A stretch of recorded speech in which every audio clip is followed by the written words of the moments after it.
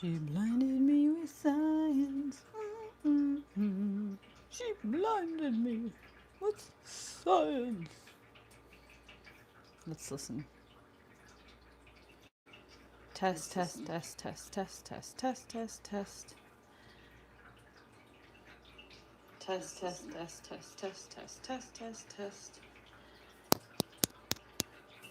Test, test, test, test, test, test, test, test, test. Oh, the microphone is working. Okay, microphone is working. So now that we have good, clear audio, we can get on with our life. Oh my God, how cute is that? I kind of want to put it on just because it's so adorable. I got to remember that I'm mic'd up though, because I totally will end up going pee.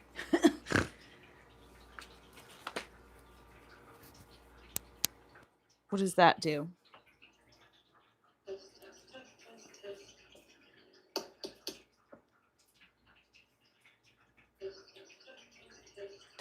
test, test, test, test, test, test. You can still hear me? Yes. Okay, so what does that do? You can still hear me? Why does it make it green? Yes. Okay, so what does that do? Oh, it's sound canceling. Why does it make it green? I think it's sound canceling. And then this is not sound canceling. Yes. Okay, so what? And then this is not sound canceling. Yes. Okay, so what? You can hear the water, and then you cannot hear. Yes. Okay, so what? You can hear the water, and then you cannot hear. Yes. Okay, so what? All right, that's kind of cool. All right, that's kind of cool. All right, that's kind of cool. Oh, we're on the infinite. All right, that's kind of cool loop. All right, let's. And given what's going on, to look into the UK case. I always felt like Romania was kind of holding him because the UK wanted them, and so let's figure out something to make. Which is like, this is a case from just like Russell Brand. It's like very long. We're gonna do some kind of dessert or something. I'm intending to do that and to give my opinion on what's actually happening in the UK. Obviously, it is utter madness that Andrew and Tristan Tate are in solitary confinement, and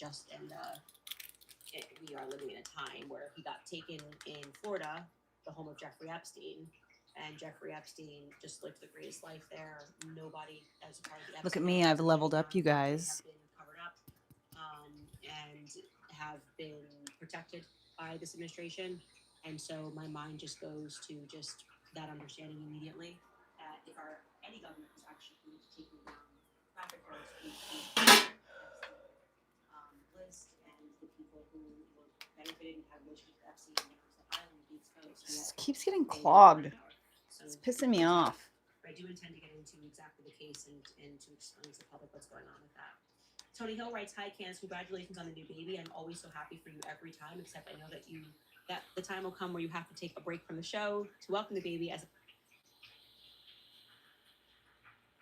Elizabeth Moss is one of the most successful and well-respected television actresses working in Hollywood today. But there's something it is a microphone. Most people don't even know about her. From Mad Men to The Handmaid's Tale, Elizabeth Moss has spent her career portraying women trapped inside systems, all the while being deeply devoted to one of the world's most infamous, oppressive, and alleged cults, the Church of Scientology. Moss was born into Oh, no way. Is this still working? Is the microphone still working? Many others think that you will never see a cockroach. Keep looking, baby. Or that she's just a is the microphone still working? Even though I'm charging my phone right now? From the truth.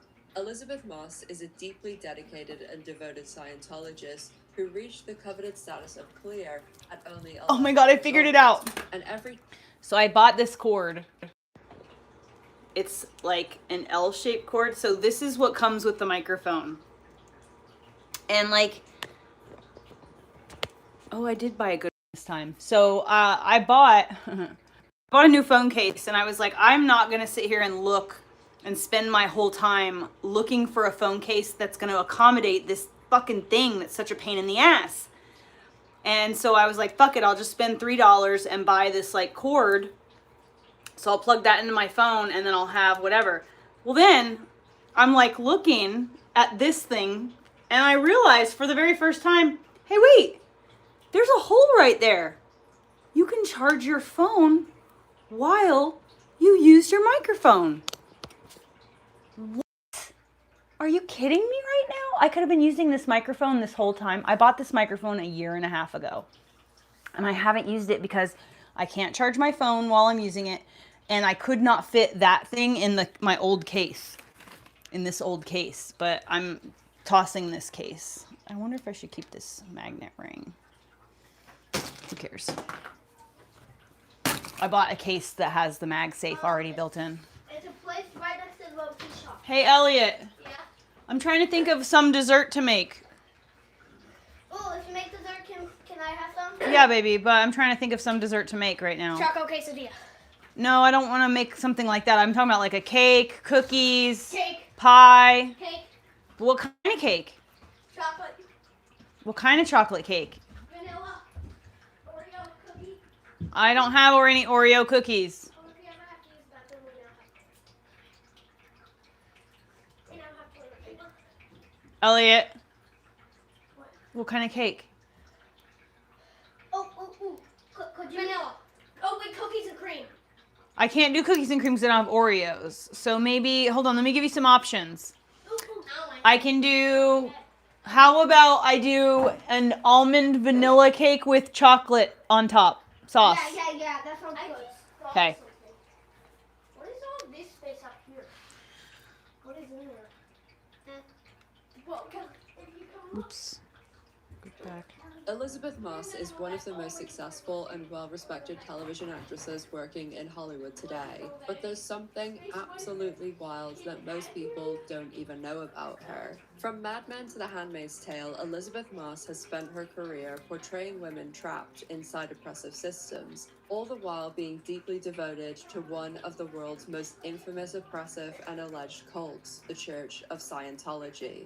Moss was born into the controversial church, and while most people don't even know that Moss is a member, many others think that she's not really involved anymore or that she's just a very casual member. Okay. But this Almond yellow cake with chocolate topping. Bake a moist golden cake using extra egg yolks and a splash of vanilla and almond.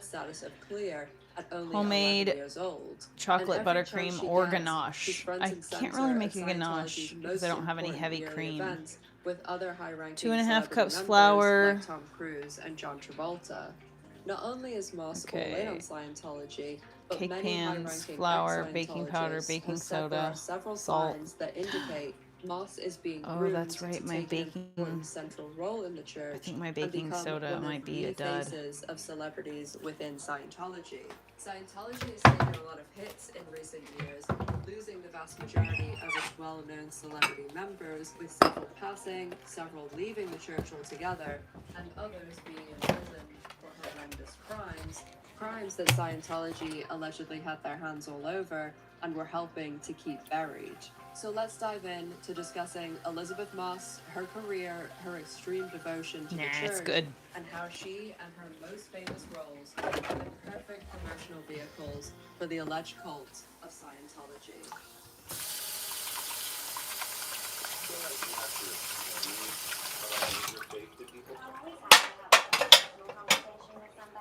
Off the record, but in this kind of scenario, no. Elizabeth Moss is one of the jewels in Scientology's celebrity crown.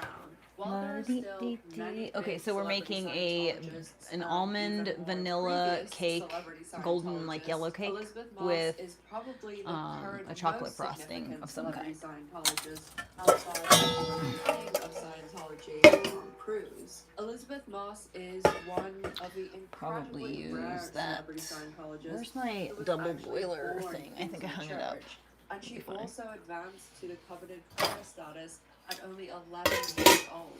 Elizabeth is an extremely dedicated and lifelong Scientologist who, according to to many Scientology experts and former members of Scientology, Moss may be being groomed to take on a much more public and prominent role as a celebrity Scientology church ambassador. But I think if you ask everyone who has watched and enjoyed Elizabeth Moss on television, be it in Mad Men, Top of the Lake, or of course The Handmaid's Tale, most of those people would probably be very shocked to hear that she is a Scientologist. Elizabeth Moss has only spoken a handful of times about Scientology, and she largely doesn't discuss it publicly at all, which I suspect is probably on the advice of her agents and publicists, because a few times that she has got defensive about it, it's been in magazine profiles or when she's replying to people on Instagram.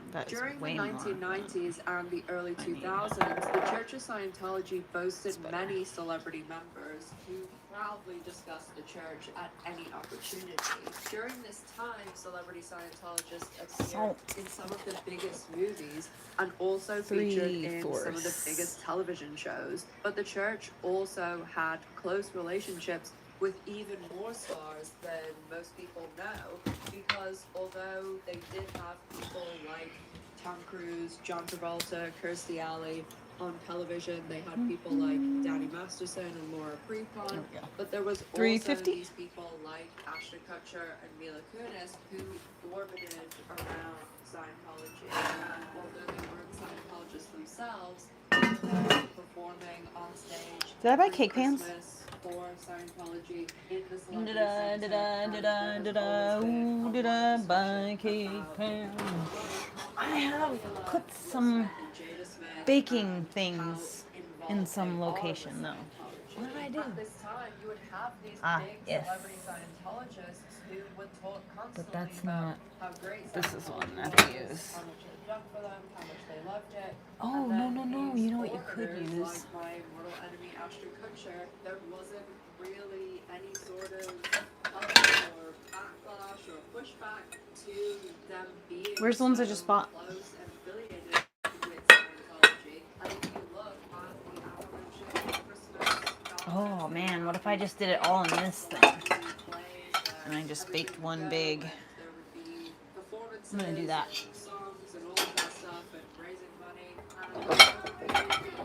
Yeah, dee da.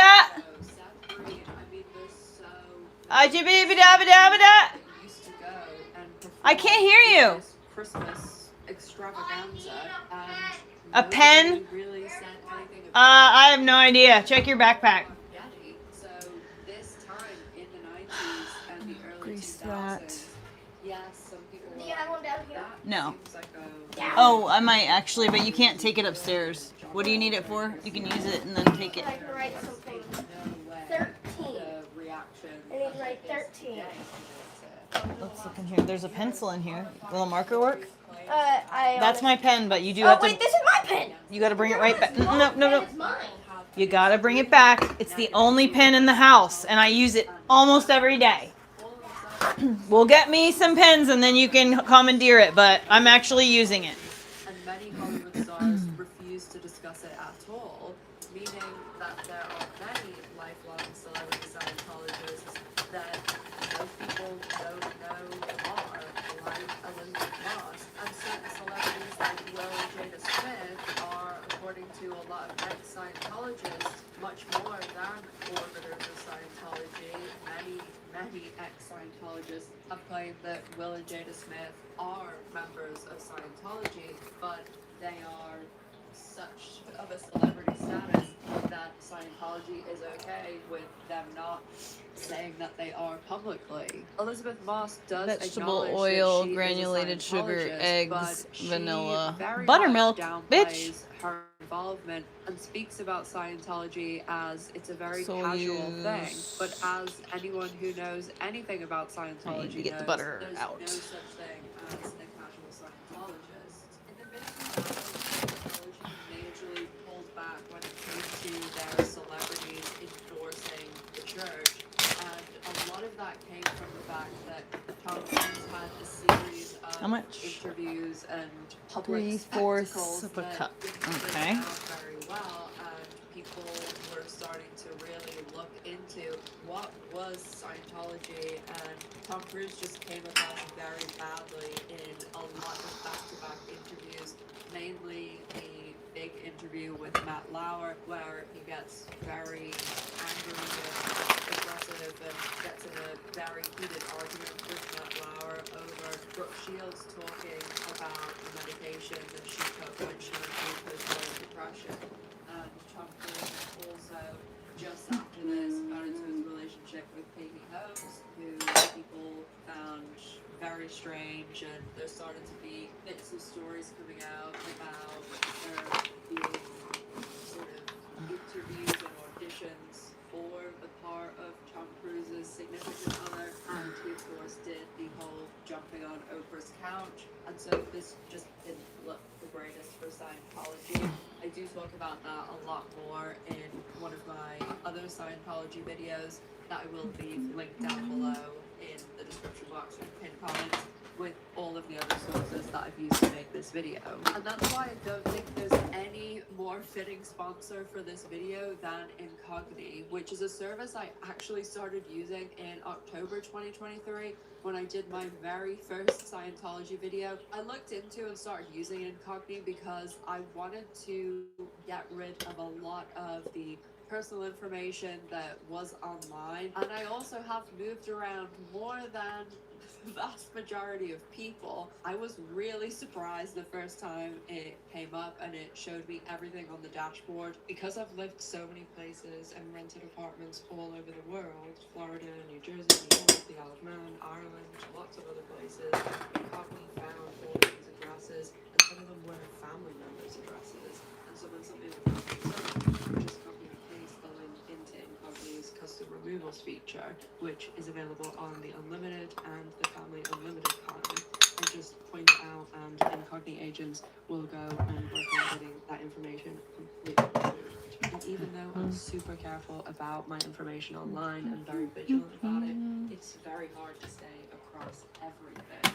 And also because I sign up for a lot of subscriptions or a lot of services, because when I'm doing research for these videos, I will want to read certain articles or get access to certain things, and so you're multifunctional glass bowl, giving other information out, and Incogni is just a great way to stay on top of all of that. Incogni helps you erase and wash away a lot of that personal information that's out there on the internet that bad actors. It's probably closer to half. That's all right.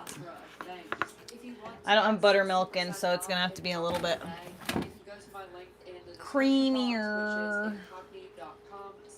Coffeeandcult, and use the promo code CoffeeandCult. Thank you so much to Incogni for sponsoring the video and helping us stay safe out there. How many? Especially when it comes to some of our 4 large enemies. eggs So plus 2 extra yolks. And now back to the video. Although Scientology has pulled back on their celebrity Ross became a very well-known figure in Hollywood, I think that even if they still were doing the whole jumping on couches thing, that they would have had to take a unique angle with her, especially when it came to her most well-known and famous role in The Handmaid's Tale. Elizabeth Moss was born on July 24th, 1982, and from everything that ex-Scientologists have said, she really didn't go to school as a child and has very little education. She primarily was studying ballet and acting from a very small child, and of course, as I said, she went clear at 11, so the rest of the time she was studying Scientology.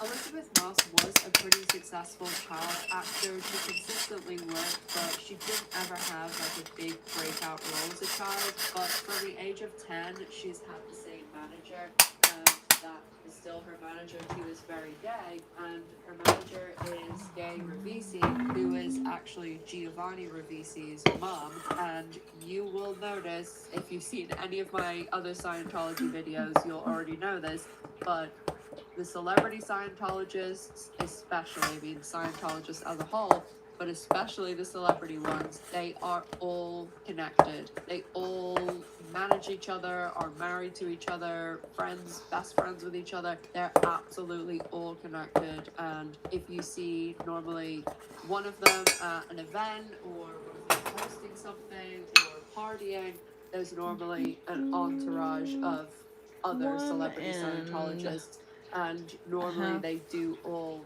hang around in packs together. There is this sort of second generation of Scientologists, look what I got. Celebrity Scientologists, and Elizabeth Moss was all involved in that. As editing Ash here, please ignore the fact I'm in a child's bedroom, and also ignore the fact I'm a little bit disheveled because we've been... Where's my dog's bowl at? I'm gonna give him the yolk. Orly, you want some egg, baby? And we were at the yard of my England people will know this person, Michael Owen, the very famous football soccer player. He was played for Liverpool, England, Man United, Real Madrid. He's the captain of England.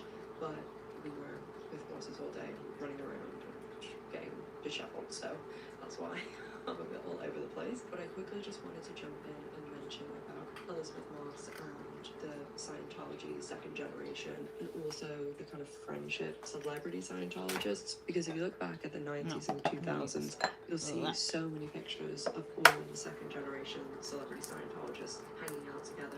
Danny and Chris Masterson, Ethan Suplee, Juliette Lewis, Giovanni Ribisi, and as I was also saying, Giovanni Ribisi's mother, Gay Ribisi, represents as a manager quite a lot of celebrity. Oh, damn it, I popped that one. Orly, it's a free yolk.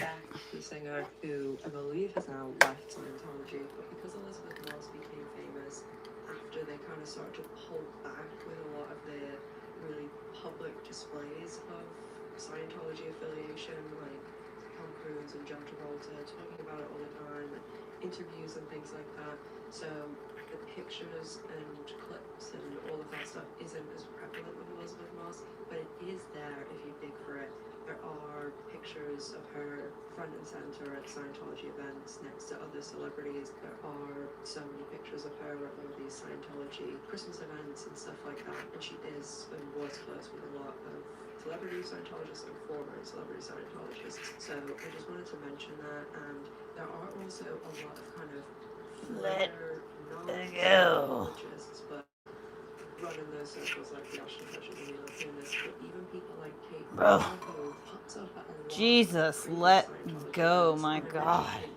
Because she just did that Imperfect Women series with Elizabeth Moss and Kerry Washington, and I saw an interview in the Reporter where Elizabeth Moss actually acknowledged that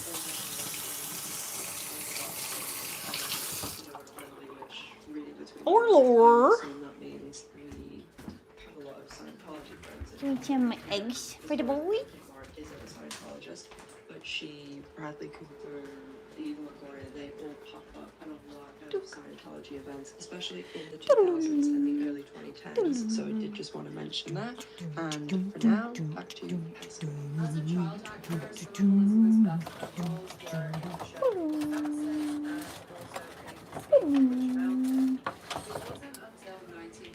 when she was 15 that she got her first really significant roles. Beat the that butter, set oil, her and the off sugar on to fluffy. the path to the A-list when it came to television.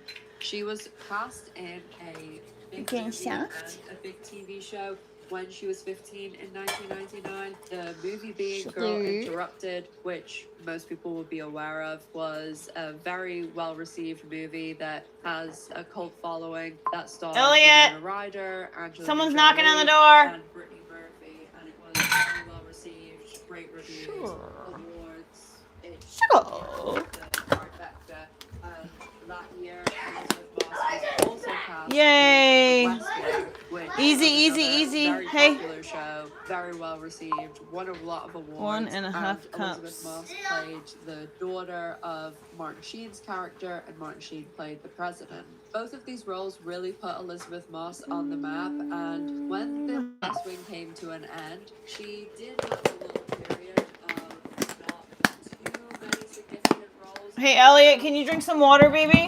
Excedrin commercial, which was one of the most popular commercials. I remember it airing all the time, and because it became like a very popular and well-used one, it was a very lucrative gig for her because it was constantly playing. And she also had a lot of guest roles on even shows like Grey's Anatomy. So she did continue to consistently work, although it wasn't in any sort of main role on a television show or any big movie. Is Levi over there? They're out front right now, I think. Okay, If I'll you yell for him again. Okay. Thank you. I'll call Elliot's watch too. Okay, thank you. You're welcome. Bye.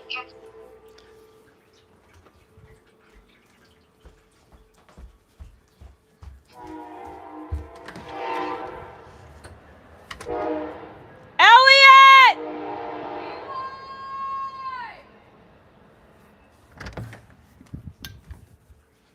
Elliot!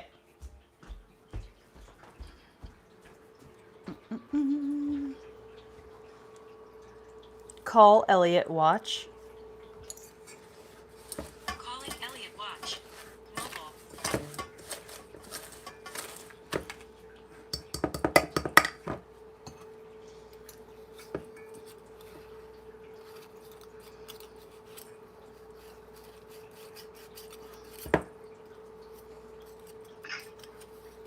Hey, Elliot. Levi's mom's looking for him. Yeah, I can hear now. Okay, yeah, but Elliot or Levi's mom is looking for him. Yeah, he's there. Okay. All right, love you, bye. Couple months.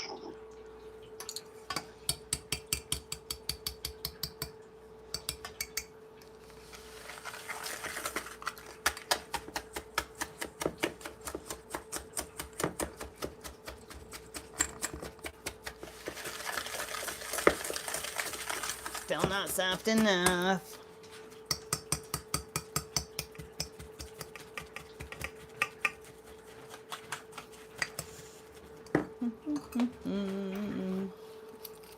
Oh, well, just play and listen and keep going. In her second most well-known role, and that was when she was cast as Peggy Olson in the AMC series Mad Men.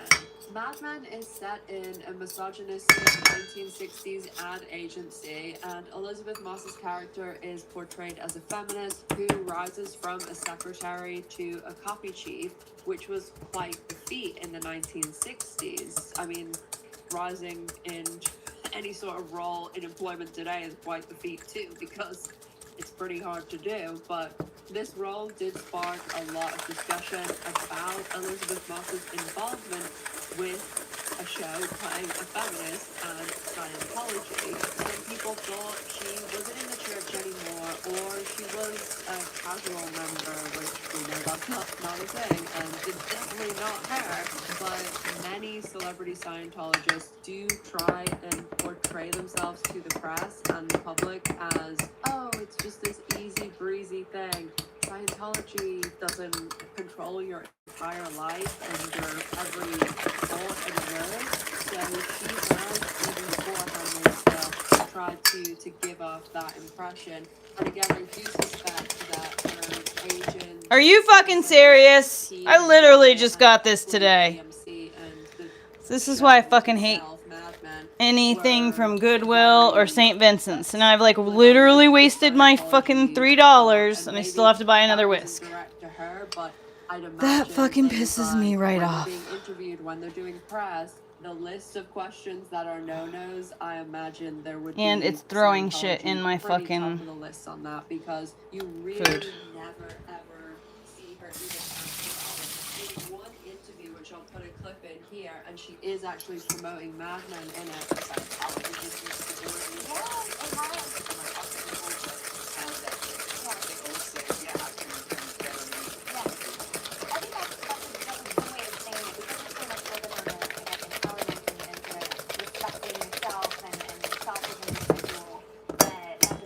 Okay, light and fluffy. A better you. I maybe would suspect that this is literally just my speculation, that maybe this journalist actually went against these are the things you're not allowed to ask about, because it just seems so random that was the only journalist. Like, I've never seen anybody else really ask her, especially at this time with Mad Men. And with the video that this whole, question, and he's obviously asked like other questions, there's very little of this interview on the internet. Can you see? And so the only like clip I could find is like the actual little bit of Scientology where she speaks about it clipped. So I suspect too that if this did happen and this journalist did ask a question like he wasn't supposed to, I imagine that he was reprimanded for it. But again, that it could have totally.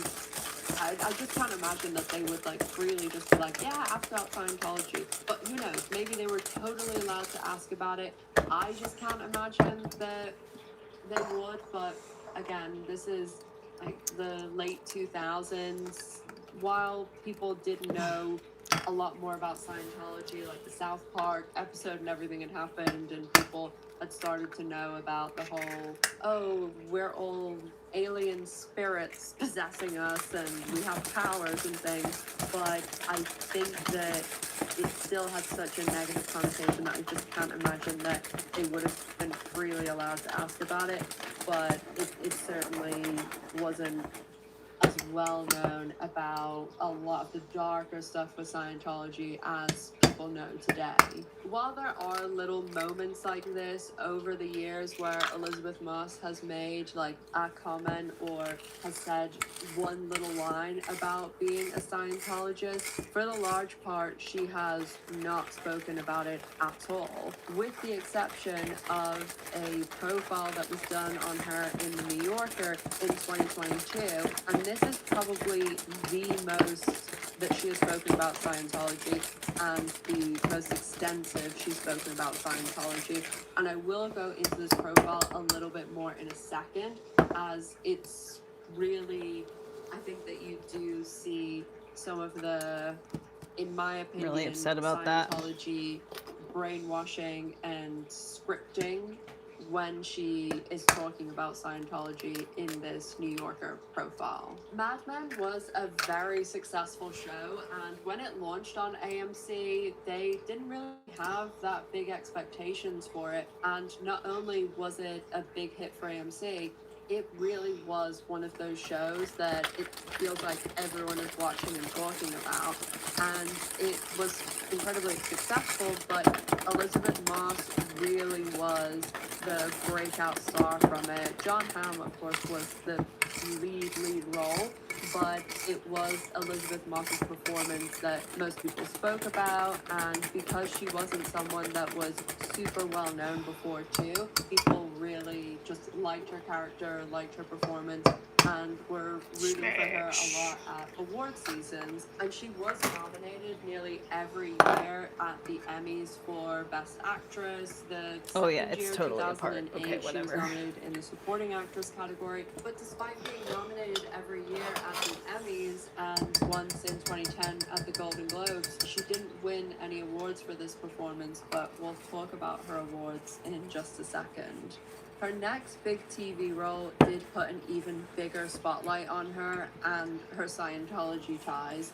And this role is one of the reasons many people are very surprised to hear she is a Scientologist and a very devoted Scientologist. And it's also why some people think that she's left Scientology, because it's pretty wild that someone would be a Scientologist and be on this show due to the themes and the character that she portrays. In 2016, Elizabeth Moss was cast as the lead character in The Handmaid's Tale, and the show premiered on Hulu in 2017 and was one of Hulu's first big original shows.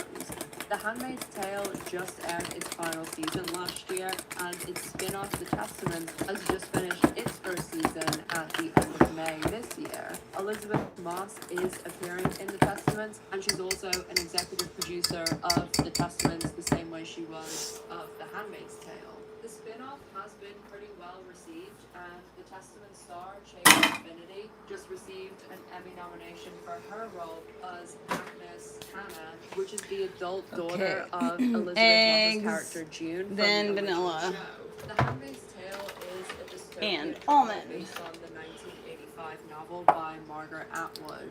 It's set in I should have done them in the opposite and the ones. story I'm takes gonna end up place having to in switch them. Gilead, which Which one is was this? Vanilla? previously the United States. It's a totalitarian theocracy where a group of men called the Sons of Jacob have overthrown the U.S. Vanilla government. In or the show, almond? there's widespread infertility, and Gilead has enforced extremely misogynistic, sexist, and violent rules where women are only allowed to basically serve men, and it's illegal for them to have a job, have a bank account, or even read or write. The new regime in The Handmaid's Tale forces the few remaining fertile women, called handmaids, into reproductivity servitude for the ruling elite. The handmaids will usually go and live with a high-ranking commander and his wife, and the goal is for the commander to get the handmaid pregnant through the ritual. Where is my shit? Character, a handmaid named June. Oh yeah, that's so much better. And in the show, they rename the handmaids of whatever their commander is called. So her commander was called Fred, so she is Offred in Gilead. But due to the themes of the show, there's been a lot of discussion surrounding Elizabeth Moss's involvement and then with starring in this show like this. Alternating adding. The Handmaid's Tale was successful pretty much out of the gate. It was a very well-known novel. It's been out since that's gonna just make the and so people shit. were really looking forward to it.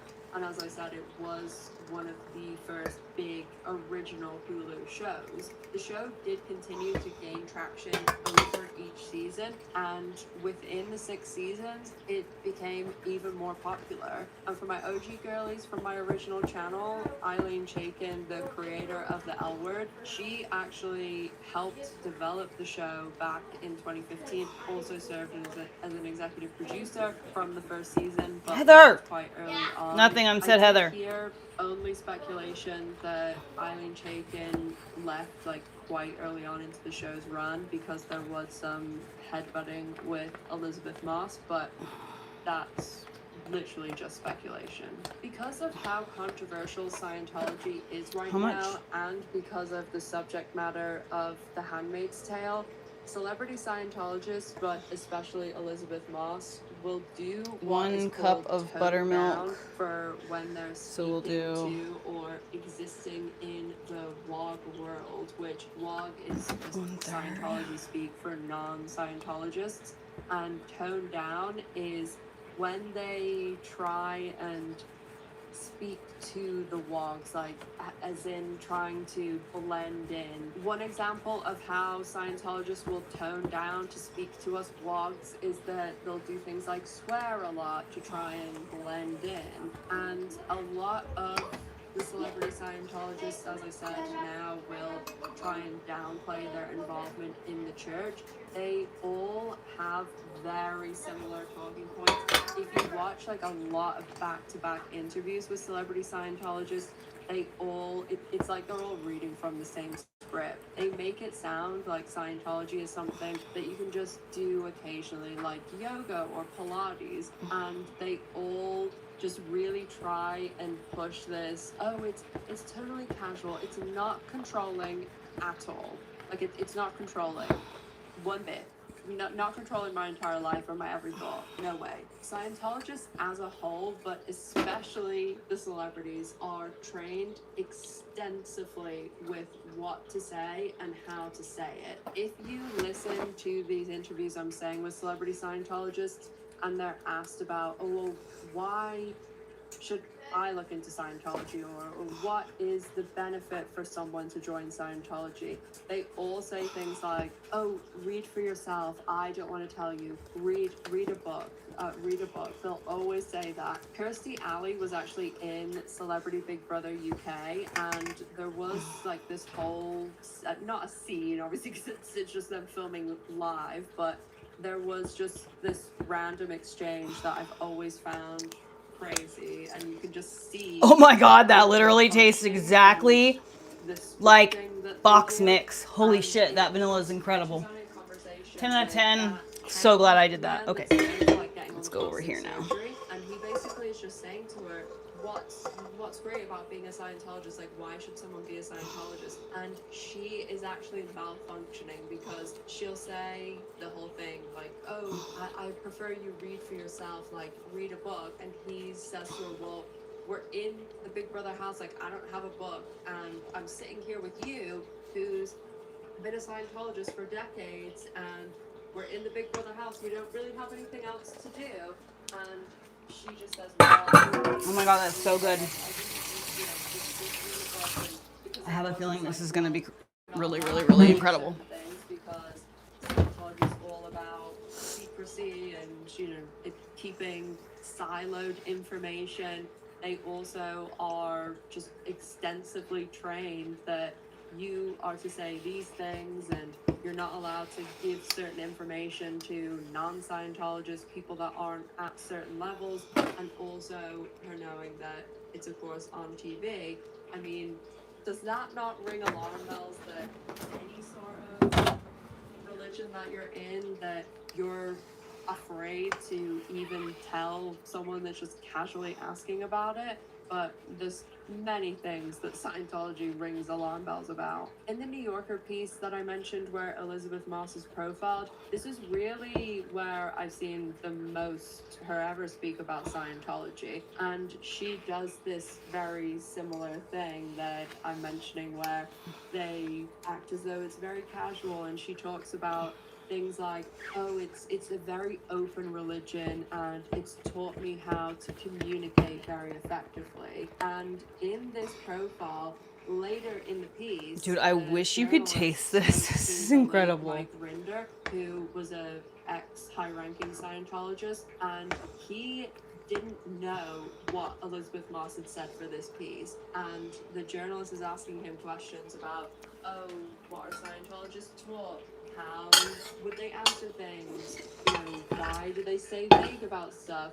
And Mike Rinder gave the example of, well, a celebrity actor being asked about Scientology, they might say something like, Scientology's taught me to be a good communicator, because Mike Rinder was saying, you can't really argue with that. Like, they are a good communicator if they're a successful actor. And he had no idea that she had said anything about that. Like, he was just picking something random, and it was literally what she had said. And Leah Remini has spoken a lot about this, about how there's this kind of guide that Scientologists are just taught to follow, and it's on steroids for the celebrity Scientologists. Leah Remini, of course, has been very outspoken about Scientology. She was a long Scientologist, was a Scientologist from a child, and she has done her series with Mike Rinder, Scientology in the Aftermath, and she's actually right now going through her court case with Scientology. So that's something I might potentially cover in the future. Yum. But when Leah Remini getting their Emmy for Scientology and the Aftermath, Elizabeth Moss walked out of the room when into the oven. told that they won the Emmy. Elizabeth Moss says she went to the bathroom, but it seems like total laugh to me, because, I mean, this is the scenario. All right, while that's doing its thing, win the award. If she sits then there we and do claps, Scientology would be butter, down her throat, powdered sugar, and cocoa be on powder. like a ton of bricks. But if she sits there and doesn't clap, she's going to be blasted everywhere. Like, the cameras, it would be so talked about. 25 and so minutes. I think she just ran away and went to the bathroom. Scientologists are also supposed to avoid SPs, suppressive persons, at all costs. Usually they won't go to award shows, so, as Leah Remini has detailed in her book, that she had a conversation actually with Bryan Cranston. We'll just do the butter, and we'll do all this a little bit later anyway, so the butter will have time to soften. Because Bryan Cranston was producer, executive producer for Sneaky Pete, when Ronnie started, and Bryan Cranston said to Leah that, oh, he's not here because you guys are here.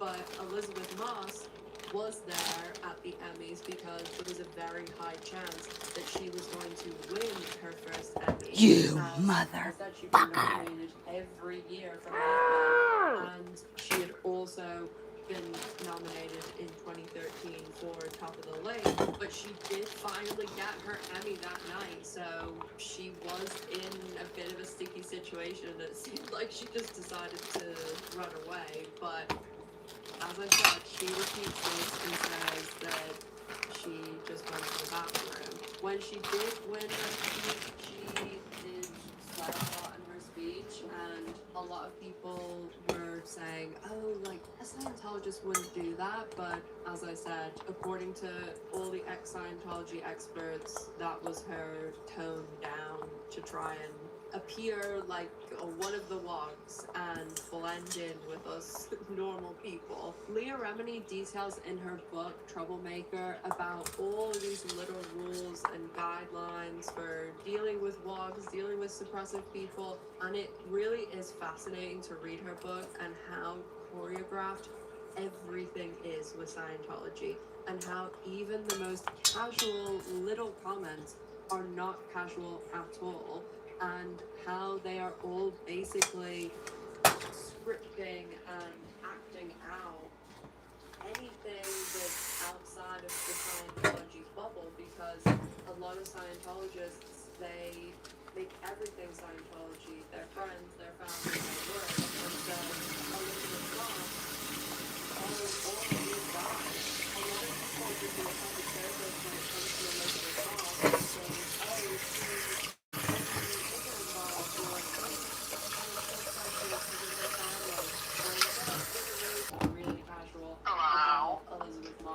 Hello, what's going on? And there are a lot of ways that, especially recently, no. she's made it very clear where she stands with I am in the process of making some almond vanilla golden cake, like yellow cake basically, from scratch with chocolate sauce. I just mentioned him as a really great resource, a great Scientology journalist, and his website has every Yeah, oh, I did see your text, yes. And I tried to call them a couple times. Okay, so you saw that. Yeah, I called them a couple times. Hold on, let me pause this. Hold on one second. This is too much. It's overwhelming me. Okay. Go ahead. Yeah, so I tried to call them twice up until 20 minutes before they closed or whatever, and they didn't answer either call. So, yeah, I don't know. We'll just hear from them tomorrow, I guess. Yep. Which I was planning on either way, because, they were going to have time to fix it. Mm-hmm. Maybe today, but, they probably would have, but I don't know what their schedule's like. The other place, I think I told you about it. They were like, yeah, we can totally do the work, but we're like a week past Labor Day. Yes, you did tell me that. 6 weeks away, to get us on the schedule. I was like, okay, well, that's not going to work. And he was like, yeah, no, it doesn't sound like it. So, yeah, you're going to have to, find somebody else. Anyways, so. But, yeah, okay, so, yeah, hopefully we get, a good response tomorrow, right? But at the same time, I've looked at reviews of this place now, and apparently this guy, Oh! is his name, is, to be honest, it is really Shit.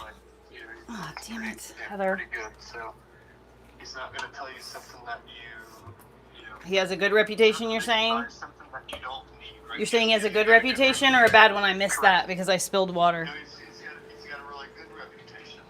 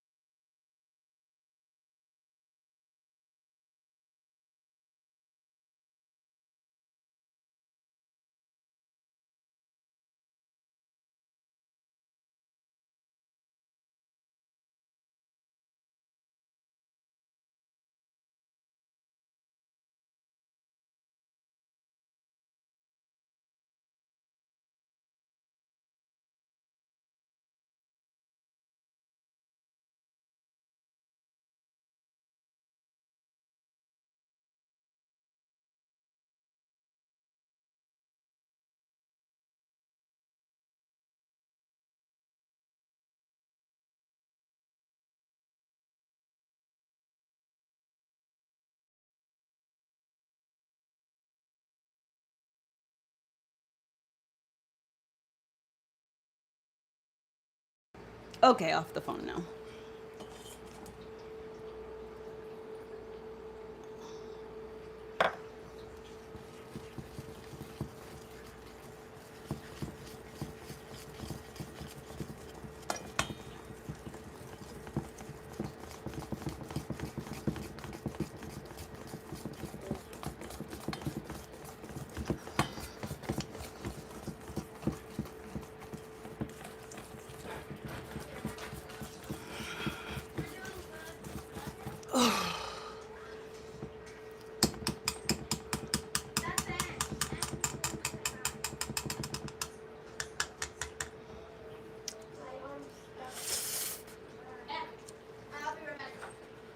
Hey, they need some water and I want some water. Can you make some water cups for us? Can you make some water for us? 3 cups of water? Here, try this. Just taste it. Mm-hmm. But can you make 3 cups of water?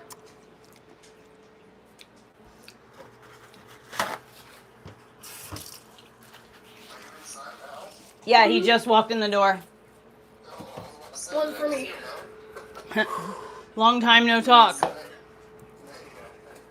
Well, bring them outside when you're done.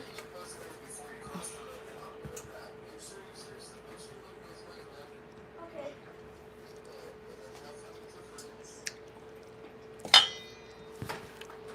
Come here and get these cups, Boo Bear. What? Come get these cups. I don't have enough hands.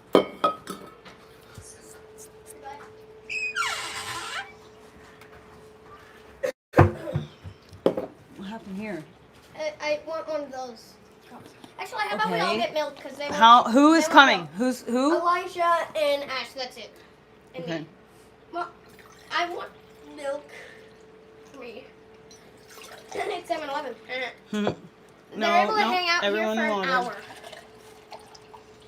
Is what they're. All right, take the cups to them. Oops. I'm gonna need. Oh wait, this one has less. Yep, that's for one's Ash. Jinx.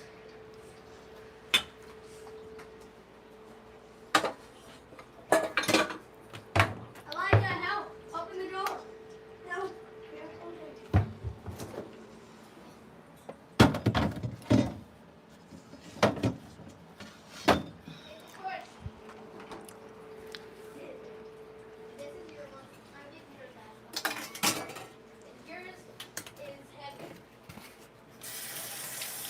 Well, it was just harder because he only has 2 hands, so.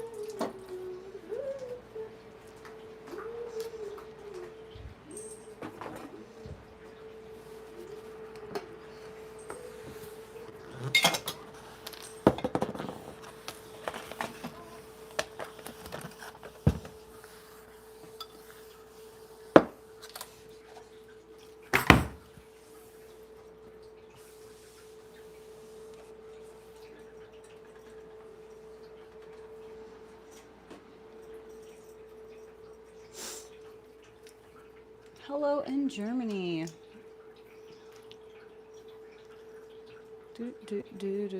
Is the mic working? Yep.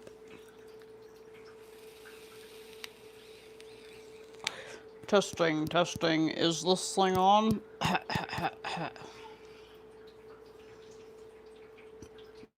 What a surprise I don't care about Elizabeth Moss. What? That was the perfect amount of time and now my cake is done? It's definitely not done yet.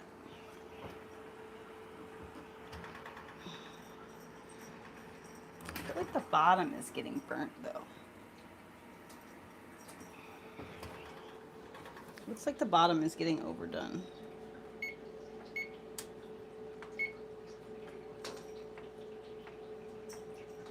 Let's do 325 for another few minutes.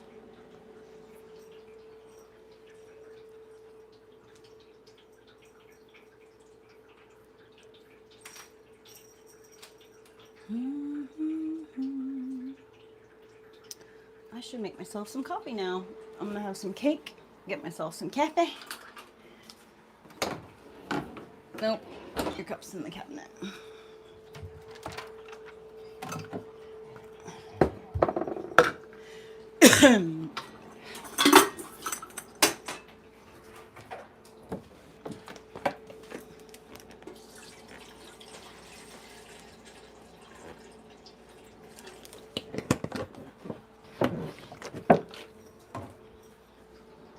Orly, don't you worry about them kids.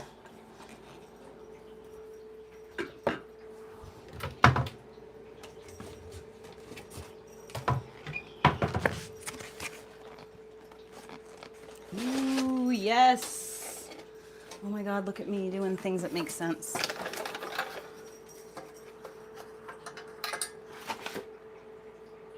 I need to get this into my throat hole as well.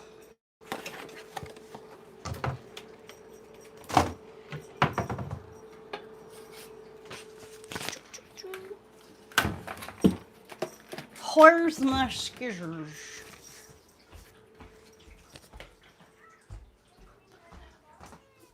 Where are my pink scissors?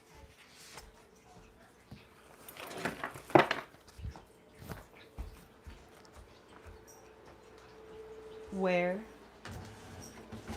for art thou?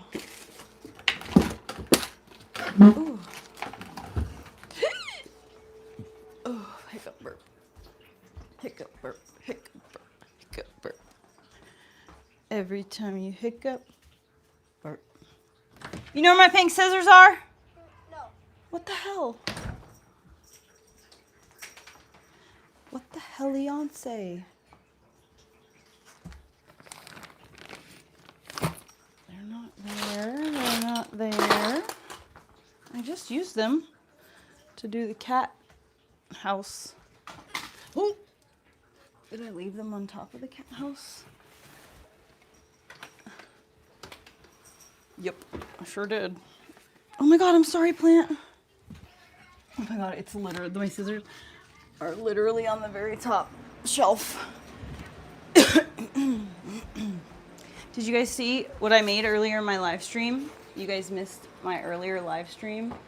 Look in the corner of the room over there. You see that? That's not a shelf. That's a cat tree just for money. She's very happy. She loves it very much.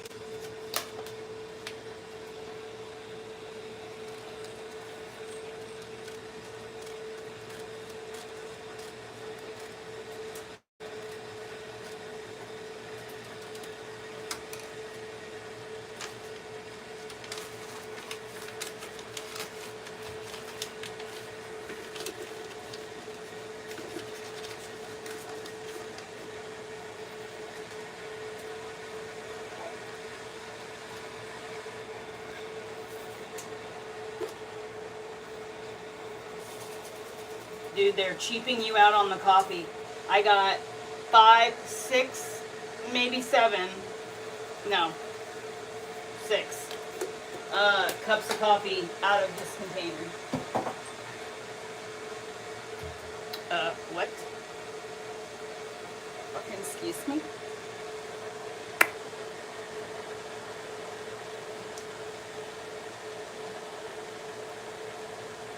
And it's time to save America, where we used to think we were free.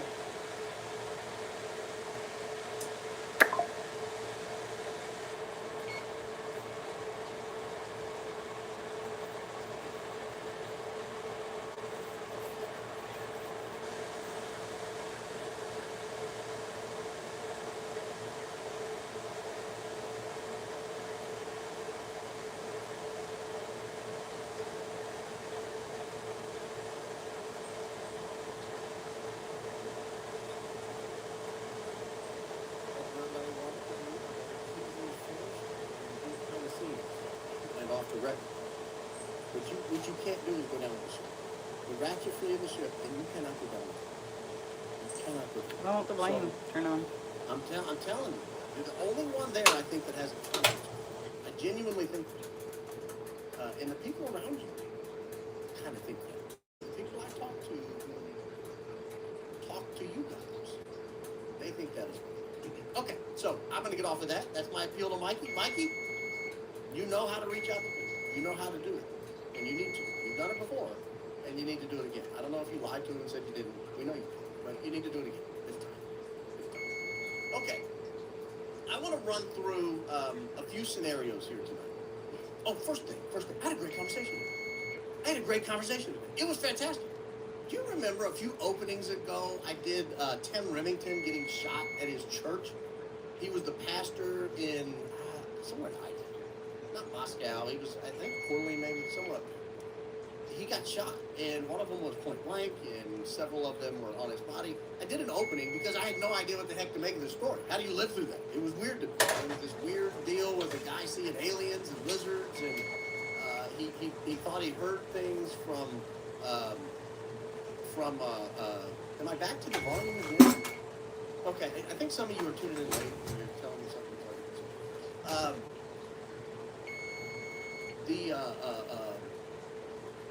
Hold on, is it bad again? If you're late, don't comment as if you're on time. If you show up to the show late, don't comment until you catch up, okay?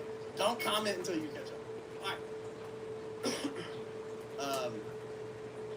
Okay, so I did this opening, and I making a story. I thought it was a strange story. It was really, really weird, but I did it anyway because I had no idea what to make of it, and I thought, wow, what a crazy story. I'm glad I did. I'm really glad I did the story because Pastor Tim Remington, one of these, reached out to me, sent me an email, said, hey, I'm the guy who got shot in the pulpit, or maybe it was a speech or something, whatever he was doing. I couldn't call him yesterday, I was too busy, but I called him today. I think he emailed a couple of days ago, and today was the first day we had a chance to catch up. He was fantastic. What a great guy. A true believer in Christ. He is a fantastic human being. We had a great conversation. It was one of those days that you just sit back and you say, wow, what a weird world. What a very weird world. It's a... Mad world. If it's too low, I can't. But, yes, Baron, the volume is too fucking low. Okay. Stop talking about the volume. Anyway, we had a great conversation. It was really, really a fantastic conversation, and he gave me details about the thing that happened that I didn't even know, that were not available in the press clippings and the stories that I read. And so, I don't know what it was telling me. I'm going to have him in on a member's show. I'm going to do a member show with him because the story is so much wilder than the one I did. I told him, I said, you want to do a podcast together? This would be great. The audience would love it. He's a true believer in the influence of the demonic bald realm. in the front, dreads in the It's gonna back. be a great Woo. So that's update number one. Update number two. A couple of days ago, we covered a police officer named Alan Robertson. Alan Robertson was at the event and went back and we saw the images of where he was when everything went down. It looked to me like he was sort of between the Losi Center and the tent, not under the tent, not at the Losi Center, but maybe on a ledge or something in between there. And the Salt Lake Tribune actually captured him running. I don't know which direction actually he was running. Was he running the tent or was he running away? I don't know. But long story short, people like Alan Robertson a lot. People reached out who know him personally and said, hey, this guy's great. This guy's fantastic. I believe it. I thought it was weird, and I still think it's weird, that Terrell Farnsworth was allowed to degrade and erode the crime scene. The what's the word I'm looking for? The crime scene. That he was allowed to tear down the crime scene in front of people. Whatever. That's, if you're a Utah State University police officer and you're there and you tell the guy, hey, get the hell out of here. And he's like, no, I'm taking this down anyway. Well, what are you going to do? Shoot him? I mean, you can't. So, now the volume's even low. I don't know I can't tell which of you guys are real and which you're not, right? I can't tell which of you are real and which you're not. So, okay, whatever. This must be a lot. This must be that 92 people on the... Actually, what I'll do... Daisy, let me know if that sounds good. I just... So if that's better, let me know. If not, I'll turn it back on the other way. Anyway, back to... man, it is low. Oh, let me try that. Is that better? Yes, right. That's much better. Thank you. I'll try to fiddle. I have no idea. The same. I don't know, man. That must be a YouTube thing because everything's right on our end. Okay. I can't keep messing with it. I can't do a whole show messing with the volume. So if you guys don't like it, it may post to YouTube better later and sound great. Anyway, I don't know what you're supposed to do in that situation. I'm not a police officer. I think it's I think it's a difficult situation that he found himself in there that day. Sort of not even as a guest, because I don't think he knew that he was going to be. I don't think the Utah Valley people necessarily knew he would be there. But anyway, long story short, yes, emailers, I hear you. You guys are great. He's apparently a tremendous human being. Daryl Farnsworth, I don't know too much about him. I don't know if he's a great human being or not. But I do know he was violating the time friendship. Last thing I'll say before I get into the stuff here. Julian Dory is going to drop the second part of that podcast on Friday. We'll be doing our member show on Friday. He dropped the first part on Monday. It's done really well. Given really good feedback on it. People I know who've seen the members version that has dropped already for the Joseph going out the door. Coleman podcast that he held on Friday. That is that's going well as well. People like that discussion. Primarily because this guy is an expert in forensics. He's an expert forensics investigator. This is what he does. He's been in autopsies. He's been at police things. He trains policemen in how to investigate crimes. He's been at the scene of crimes. This guy is a pro. He's an absolute pro. And we had a really good discussion on what should have happened. I'll go ahead and spoil that much. It was a great discussion on what should have happened. What should it have looked like? If everything had gone right, what would have been done? What is the minimum that should have been done? And we will find out. We will find out when we get to the case, as the case progresses, whether or not they did those things. I think it's going to be a real problem if they did not. I'll be honest with you. I think it's going to be a very big problem if they didn't do it. So, with that said, ladies and gentlemen, I want to play something here. I want to play something here because one of the things we like to do is be precise. We like to be precise when we look at evidence. And I have been curious about a particular piece of evidence. So let's take a look at this real quick. Let's take a look at this so we can see how it progresses on this scene. This is the image of Tyler Robinson going into the parking lot. It's all right. It's been dissected. It's been dissected a million times. Appreciate that, Jess. Thank you. Okay, what do we see here, Agent Hall? That's the vehicle that is believed to belong to Mr. Robinson arriving in the parking garage on campus. Yeah, what time what time of the day? It's approximately 8:30 in the morning on September 10th, 2025. And what leads you to believe this particular vehicle belongs to Mr. Robinson?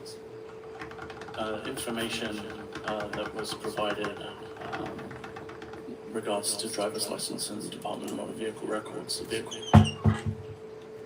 So what it sounds like is you're guessing. You see him in. Let's go back 10 seconds or so. You can see him come in. Look at the top left of your screen. Look up here at the top left of your screen. See how it says 9:10? That's September 10th. And it says 8:29 a.m. 8:29 a.m. Okay? This is supposed to be Tyler Robinson's car in the foreground here. This is what Daisy likes to call a whale. In the background, that's a Ford Fusion. She thinks it looks like a whale. So if you have one, ladies and gentlemen, don't be mad at Daisy. That's just the way she describes the Ford Fusion. But there's a whale coming in behind Tyler Robinson right there. But he enters here on this ground level, parking lot level 1 right here, at 8:29 a.m. And then the description is, here he is coming into the car. Time of the day? It's approximately 8:30 in the morning on September 10th. 8:30 in the morning on September 10th. So let's just watch this for a second.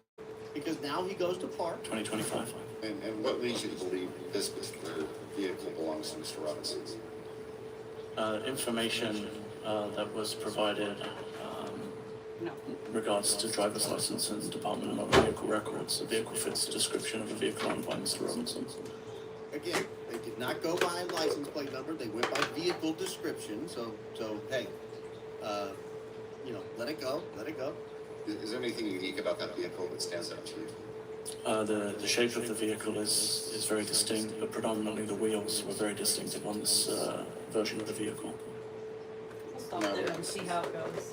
The driver of the vehicle exits the vehicle and then walks on. Yes. It's echoing really bad. Yeah, sorry, I'm on my phone. I didn't mean to like butt in here, but yeah, I don't know what's up on YouTube, but it's. Everything's fine. I know we're loud on the input. How about that? Or not.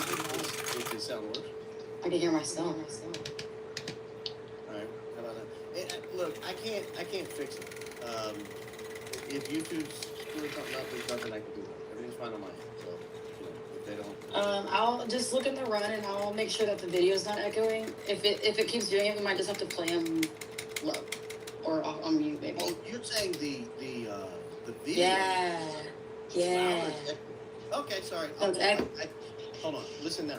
Let me play something. I think I can fix it. Guys, this is live podcast. This is amateur hour podcast. Thanks for tuning in. For exit parking garage. It's the individual in the red t-shirt and the shorts. Oh yeah, he's echoing. Ooh, yum. Well, I won't play what he's saying. All right, so what I'm here, I just won't play. I won't play the audio. So he parks at 8:30. Alleged, he entered at 8:30. He parks. He's walking out, and we're gonna get a glimpse of him leaving.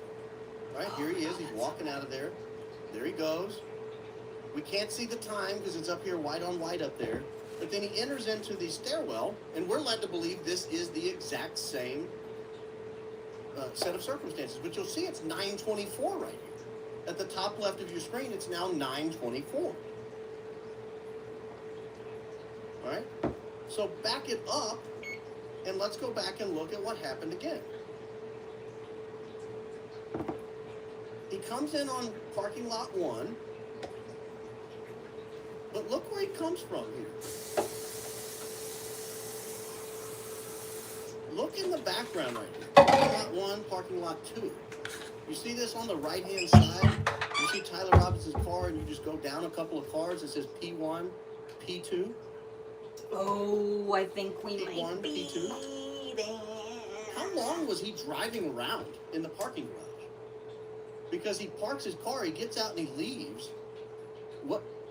And 55 minutes have expired. This is what I'm talking about when I'm telling you these people are not Oh my honest god, actors. it smells like cake. There is too much Cake, missing cake, from this cake, story. cake. You don't just breeze over cake, 55 minutes, 50 minutes. You just don't breeze over it and act like it didn't happen. But if Tyler Robinson's coming from the second deck down to the first deck before he parks, and then he gets out of his car and he walks, and you see him walk to the stairwell, and all of a sudden, 50 minutes later, something has happened. Terribly wrong. Something has gone terribly awry.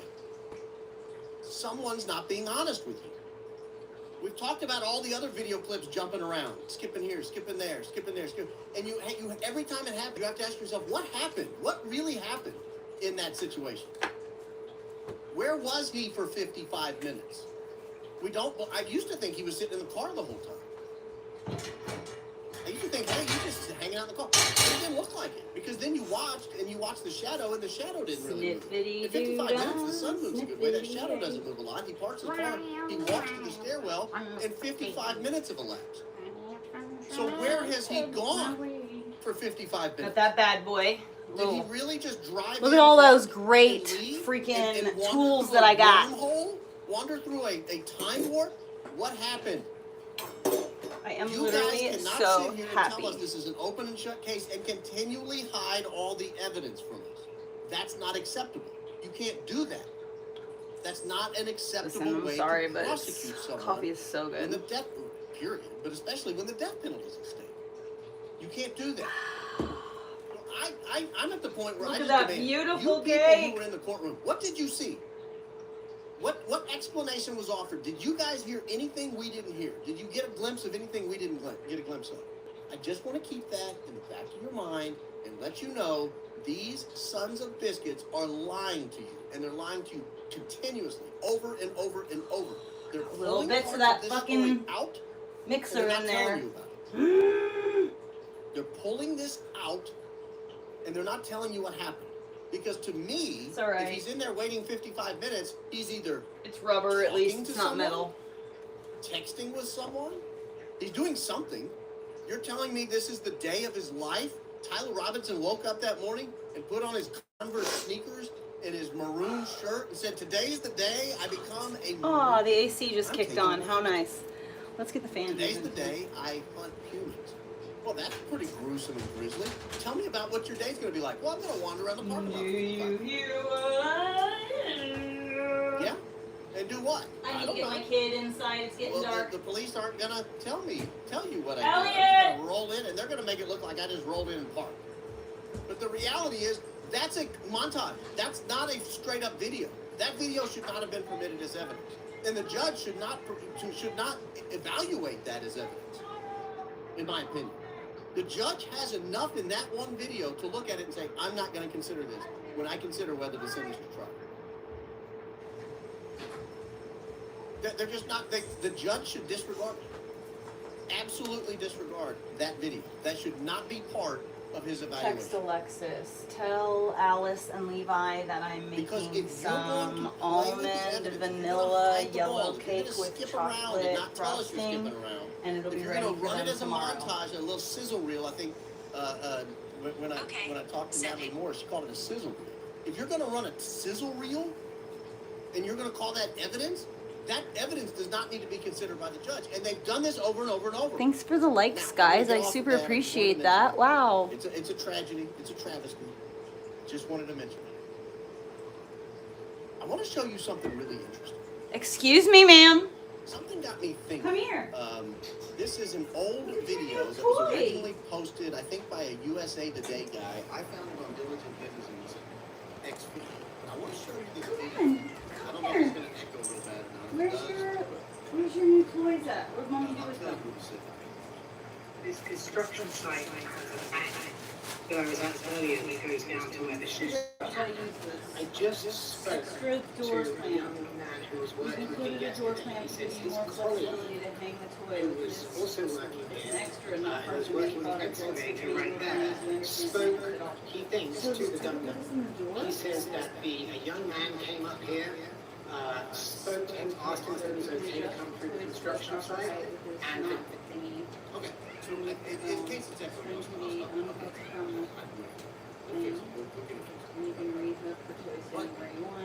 what he's saying is, this guy, I think is a USA Today, he's on the scene. I'm going to show you the scene where he was. He says there's a guy in an excavator, and I'll show you where the excavator was. Because I have a photograph of the scene. Which one do you like the most? Tell me which one you like. I have a photograph of the Which one do you scene want? on that morning. So I'll show you exactly where the excavator was. Which one do you like? There's this And he one, says this one, or this one, or this one. Which one do you like? Show mama. Right here. To the suspect. Show me which one. That somebody came to Which the one's scene. one you want? Okay, I'll show you just a moment. Let's do the one with the feather. The guy in the excavator believes the person he interacted with might be the suspect. Oh, it's one of those damn worms. We're gonna do On an this one. excavator, walked through the scene. I guess he was hurried. I don't know. Maybe he looked familiar. So let me show you the scene as it existed on that morning. And I will give you an idea of where this excavator is.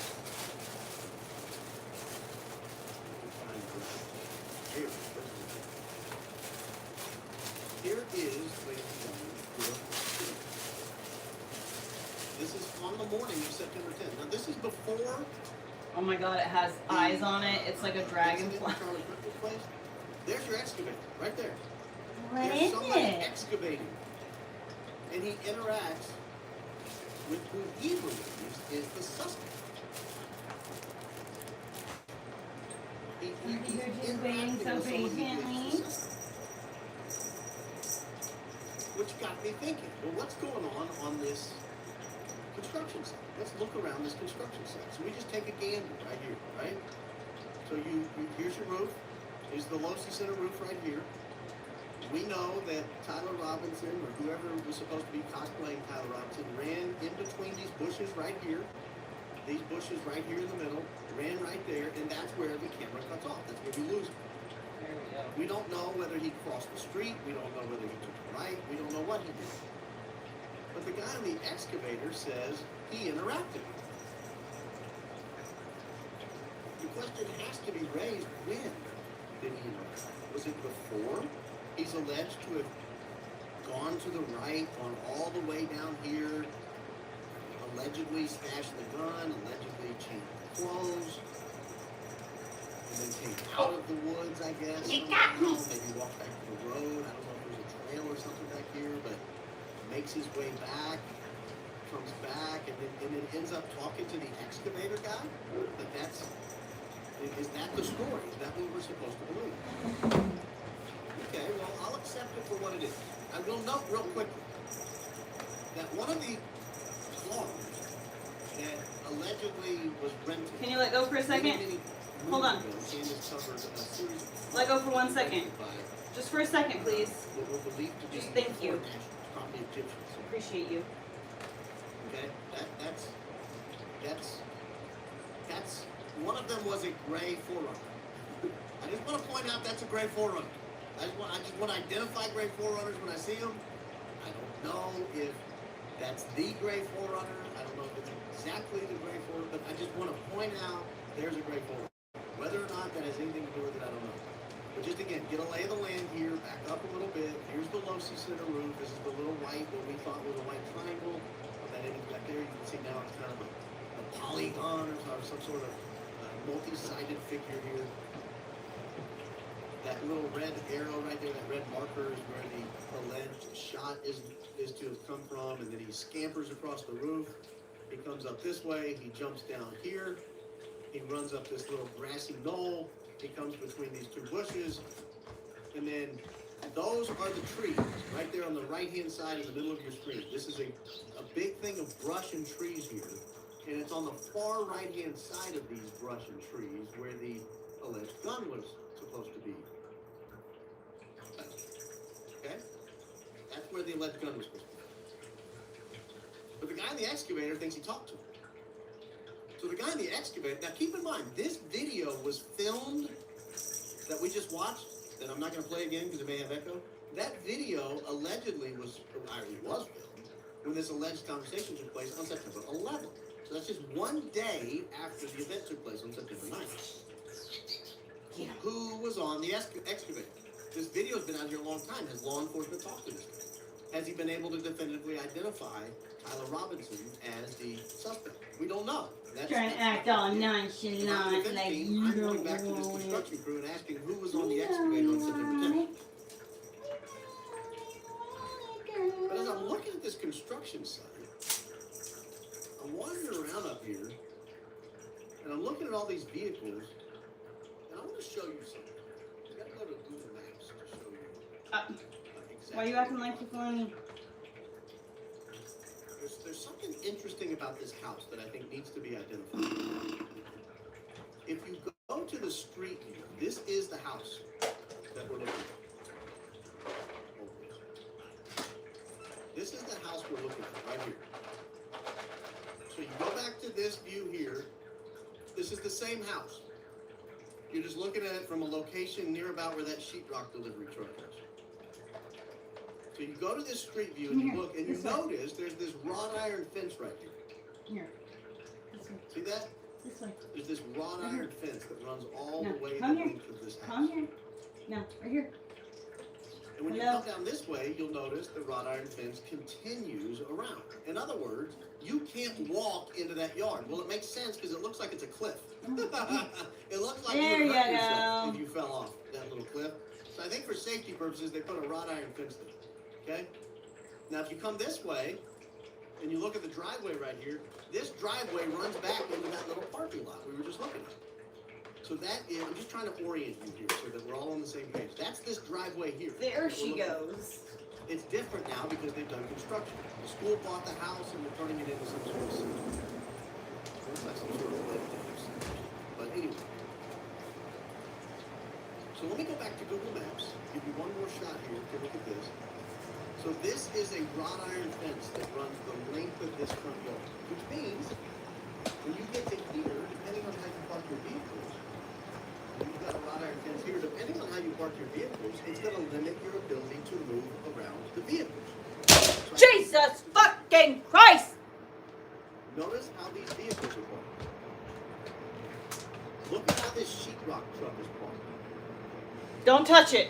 Go lay down. It's not in that view. So notice how that sheetrock vehicle is parked. That sheetrock vehicle is positioned so you cannot walk into the yard that way. There's a wrought iron fence. You cannot walk into the yard between these two trucks because for some reason this sheetrock delivery truck has parked with its front bumper like almost touching this van right here, this box truck. Almost touching this box truck. Then around on the other side, you have these two vehicles right here backed all the way up to the garage. And so you really have to be nosy to get behind this vehicle. If you wanted to see what's going on in the back of this vehicle right here, the back of this box truck, you would have to be brazen enough to walk down the street, up the driveway, behind, into the garage. All right, walk out let me of go the get my garage kid. and look at I the gave truck. him Nobody's going to do that, right? Orly, come on, go lay down. I'll show you different. All right, let's What go. do you notice about this truck? The first thing I notice about this truck when you look at it from the top is that there's a power cord running to this truck. This truck has electricity running.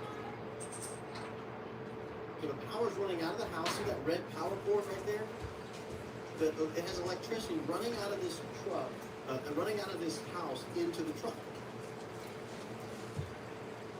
Then I start looking at it and think, hey, wait a minute.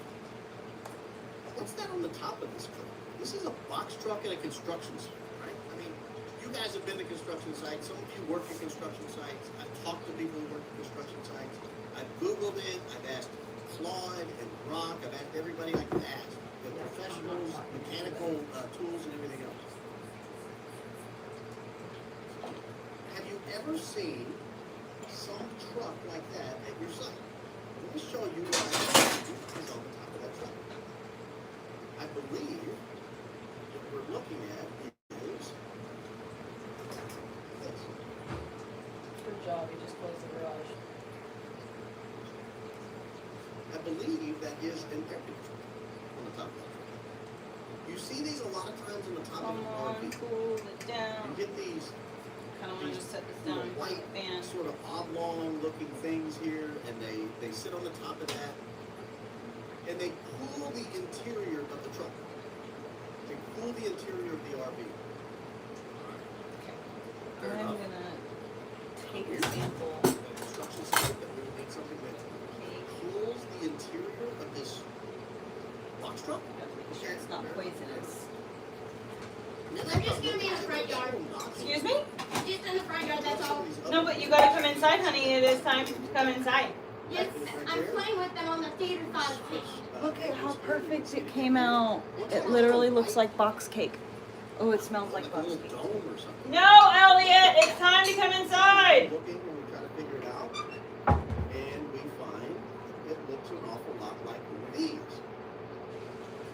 Don't believe me? We'll go back and look again. You see that on the top of the truck? It's kind of white. It's oblong.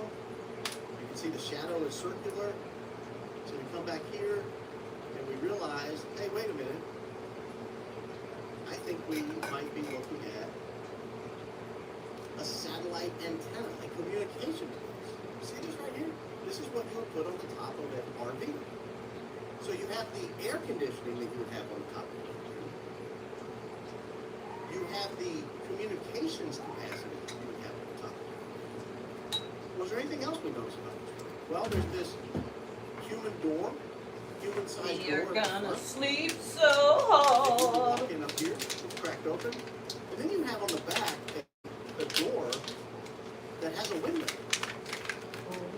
It has it's like French doors with a window. Now, most of the time, when you're in a box truck like that, you have one of those roll-up windows. Roll-up doors. You have one of those roll-up doors. And those roll-up doors, like on a moving truck, if you've ever rented a Ryder truck or a U-Haul or a budget truck, you go to the back and the door, it's like a garage door. It's like a manual garage door. It goes up the back like that.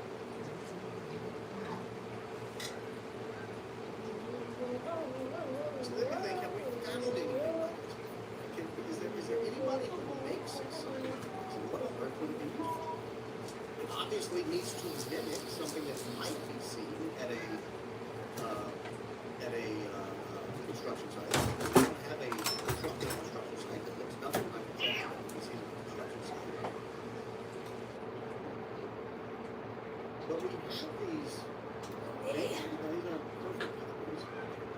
So we have these bands that this group makes for undercover law enforcement, for undercover operations. You can see it's got the normal cab of a truck front, but this one has a little top on it right here. But if you flip through these pictures, you'll notice it has the human-sized door there. You come around to the back. You have the door with the windows in it, and inside of it, you have a fully capable command center. It's got seats, desks in there, it has power. You can see at the top here, it has air conditioning to keep everyone in it cool. It has satellite communication, so you can stay up to date on all the latest happenings. Do you remember when Terrell Farnsworth was talking about they were doing some things different so they could stream the God.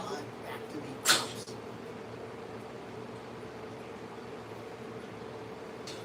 He said the ops in Arizona. But in theory, anyone with a link would have been able to watch this.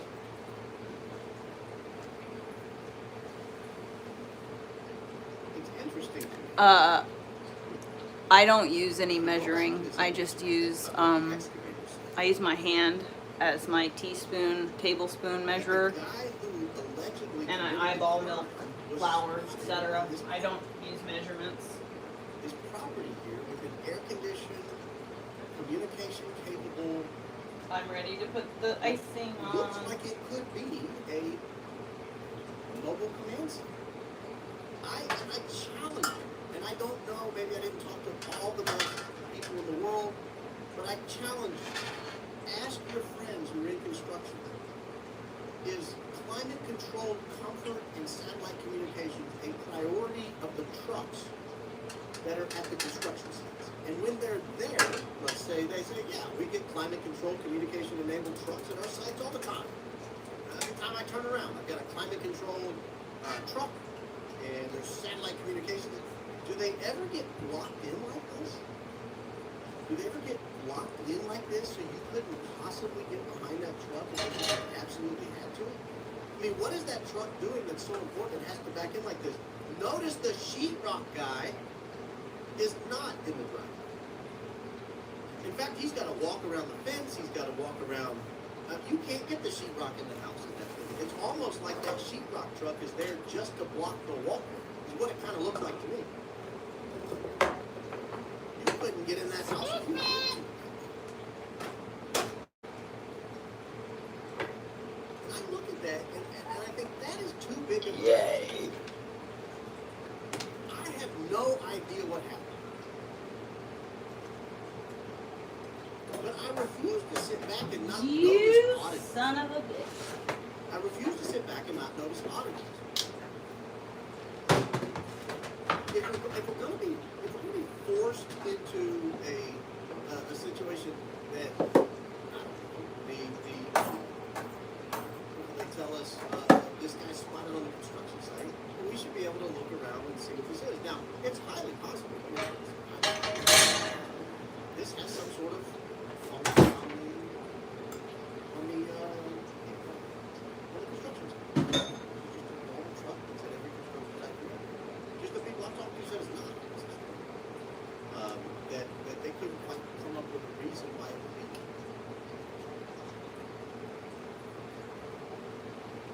I don't know. Yeah, there's probably still a price tag on the fan. I just bought it yesterday. This picture was actually taken a couple of days later. We know that because we're able to corroborate other things in the images. If you back up, you can see, even though it says September 10th, we know this was taking like 2 or 3 days, maybe 4 days later, and the truck is no longer there. Now maybe it was just there to do one job one day. But I'm sorry, guys, that looked too weird to me. It just looked too weird to me. And I wanted to mention it because if I don't mention it, then I just got this weird thing rattling around my head. If I mention it, then you guys tell me, hey, Baron, that's perfectly normal. That's in every construction site. Everybody has a truck like that. Here's the purpose of it. Here's sorry, you talked to a bunch of idiots, right? But if it's not normal,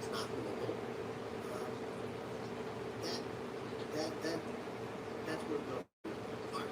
So I want to mention that truck. This has been bothering me for weeks now, and I just had to mention it. Now, I want to cover a little different. Cool down already. I'm ready to put icing.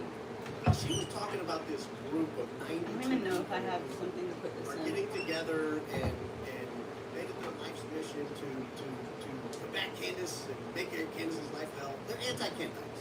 We can just say that. These are anti-Candites. And you shouldn't be an anti-Candite. You shouldn't be any anti-Candite. Right? Don't be an anti-Candite. Don't be anti-anything and anti-IT. Anti-Candites. We don't need anything. But I want to show you this for just a brief purpose, and I'm going to point out a couple of people on here. I'm going to show you statistically exactly what's happening. So this is the text of the tweet. If you haven't seen it, these are coordinated efforts. This is from Shady Lady Katie, who was in this group. This is a group of 92 people who get together and exchange private information to try to combat whatever it is. I don't have anything to put this cake in, Okay. or even a plate I big enough for it. I've blocked most of the But this is unprecedented. This is unprecedented. That you would have a group of 92 people whose sole mission, their sole dedication is to thwart an investigation into a murder, into a crime. You've got a group of people investigating crime, and now you have a group of 92 people who get together not to counter the facts, not to get together and say, hey, Candace said this, I don't think this is accurate, I think we should correct it.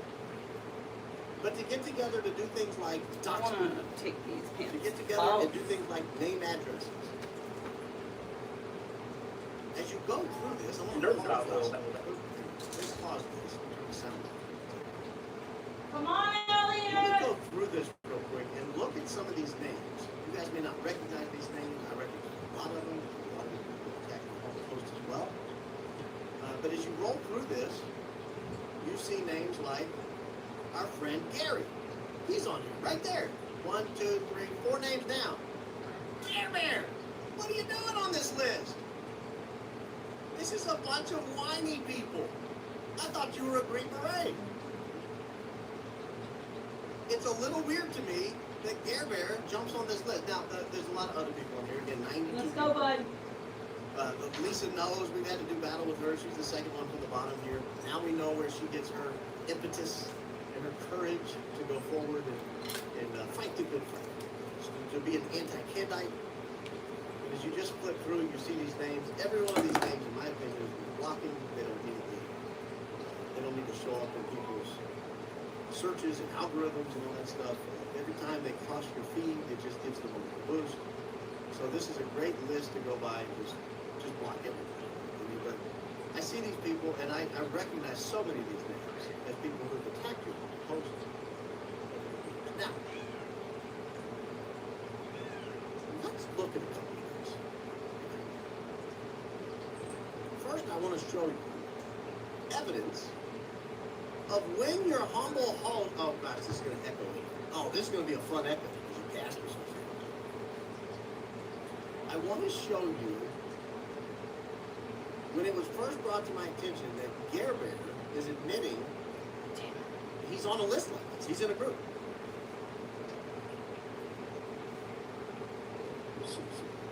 I got a whole line of these. Let's see here. Share. We'll all laugh together. Paramount Tech once again showing off his boomer tech skills and sharing his Grok chat history. Exposes himself as working with coordinated groups to control narratives. Also exposes he copy-pastes Grok for his post because he's apparently not smart enough to write them himself. You wouldn't understand. You're not tactical like Gary. Oh, wow, he did, didn't he? If I'm working collectively with a... Oh, no!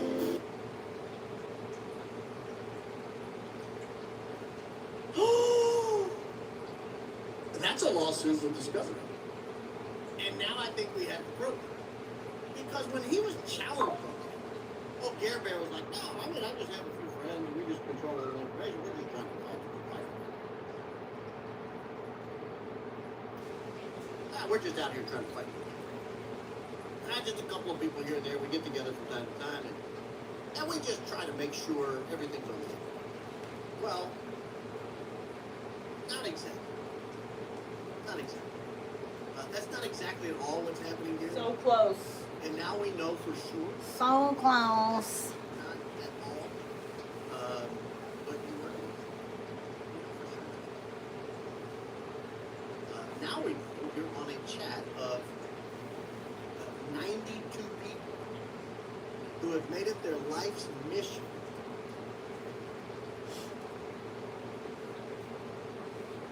to try to destroy, not to counter facts, but to slander, to dox. Well, let's see the output. You guys are going to be shocked by this. Daisy did some research. Daisy did some research. We found out Gary is a standist. Not only is he an anti-Candide, I think he's a closet standist. Check this out. Look at all these love letters to Candace. This is by month, ladies and gentlemen. This is tweet volume by month. January of 2026, 85 tweets from Gare Bear about Candace. 85. 85. That's 3 a day. Hey, you stick Almost. right to the thing. By February, we're up to 6 tweets a day. This is borderline psychopathy. This is the type of stuff where you check yourself with the ass. Now. You go see a doctor. Now. You get help. You might need to be medicated if you're tweeting about the same person 181 times in the month of February. February's a short month, ladies and gentlemen. There's only 28 days in February. There are no months with fewer days. March, he dials it back a little. They had started on a medication or something. April, he's moving in the right direction. He's still in borderline crazy territory. But 142 times in 30 days? That's almost 5 a day. Let's assume you're awake for 16 hours a day. That's every 3 hours. Candace crosses your mind. That's breakfast. I'm tweeting about Candace. Candace. Oh, it's lunch? Candace. Oh, we're doing our afternoon snack? Candace. Oh, it's dinner time. Hold on, honey. I'll pass the peas in a second. I gotta finish my tweet about Candace. Candace.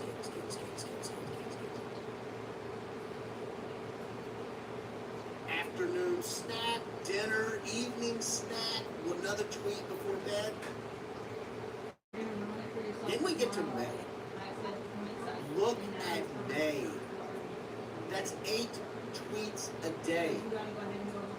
8 tweets a day. Right now, Let's assume Elliot, you're only you gotta go tweeting straight during to 1 bed. hour. Let's say you work a normal 8-hour day.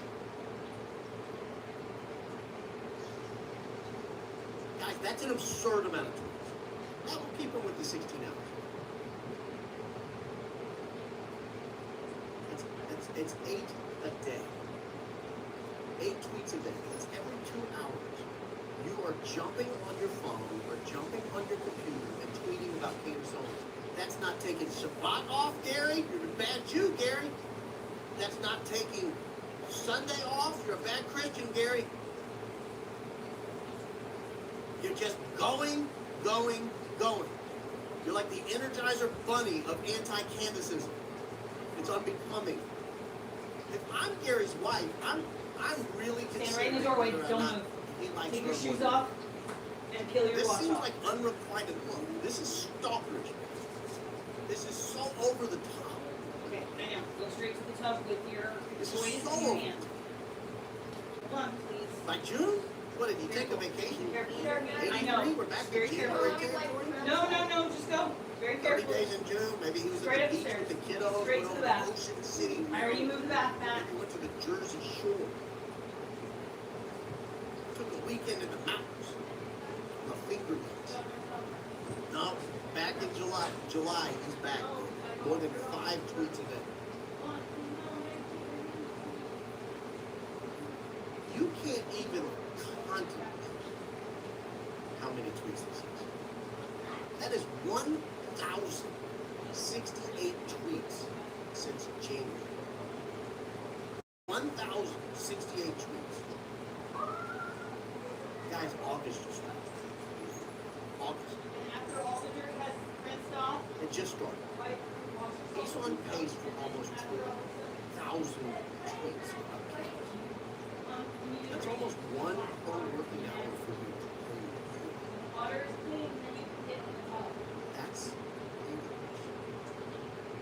That's a level of mental illness that just is not shared on the investigation itself. Those trying to figure out. wonder what he did with the tablet. This isn't something we do. This is one-sided. This is a sickness. This is a Getting there. sickness. We're I don't getting even care there. if you're getting paid for it. Okay, I can find the tablet, actually. Shit, I should have done that. Gary might be broke. Maybe they're offering him $1 a tweet or something. It died. Maybe they're offering him $50 a tweet. Maybe $50,000. I don't know. May not getting paid at all. And Gary, if you're not getting paid, and you're tweeting 1,068 times, seek help, Gary Bear. Seek help. There we go. You, sir. It died, so be right back. I'm starting Oh, to yeah, claim look, to be a former Green Beret. I cannot imagine what your former unit members think about a guy who tweets more than 1,000 times by August 5th about Candace Owens. It's crazy. He's not the only one. There are literally dozens on this one chat. There are dozens of them on this one chat, and this is what they're doing.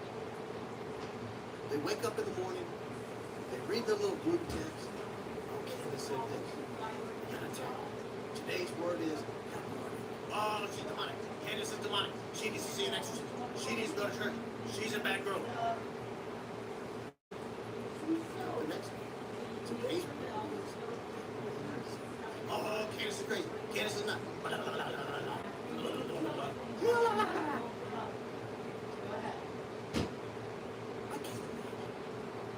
I can't imagine if my life's mission was to destroy a person who is investigating a Powdery dirt. It's like dust. And here's the sick part. It's not just Candace. I haven't run the numbers on your humble host. Maybe we should do that. I haven't run the numbers on your humble host. I have no idea who it is. But I see them. It's enough that I've wondered if he has the hots for it. Like, seriously. Like, if I ran into Gary, I would stand on the wall. I'm worried. I'm worried about that. I can't tell what his preference is. No, get out of here. I really can't tell his preference. But he should be embarrassed. This should embarrass. There are some things, ladies and gentlemen, that are not worth money. They're just not worth money. Oh, I'm getting my. If someone came to me and they said, here's your job. You're going to tweet an average of 4.9 times. Some months it may be as many as 8 times. Some months it's just 2. You're going to tweet about Andrew Coleman 8 times a day. You're going to tweet about Mikey McCoy 8 times a day. You're going to tweet about Blake Steph 8 times a day. You're going to tweet about Eric Kirk 5, 6, 8 times a day. I don't know how many times I've mentioned your name in a tweet. Maybe. I don't know. If I could run the numbers on myself. Oh, it's not too bad. They're rare. Maybe you don't love me as much as I thought. Gary doesn't love me as much as I thought. In January, only 3 times. February, only 7 times. March, he kicked it up a notch, 18 times. It's almost once per business day. April, dialed it back to 14, not too bad, not too bad. May kicked it up to 17, again, almost up to one business day, one tweet per business day. June, 20. 20. Girl, get the fuck out of July, here. 27 times. You tell me there were 4 days here. You did not wake up with me residing in your cranium for free. Only 4 days in July. So good. On average. Did you not wake up with me right here in your face, Gary? That's only happened 4 times in July. You should be ashamed. This is embarrassing. This is embarrassing. I don't know how I can walk in the kitchen and look my wife in the face if I tweeted about people like this. I couldn't do it. I couldn't do it.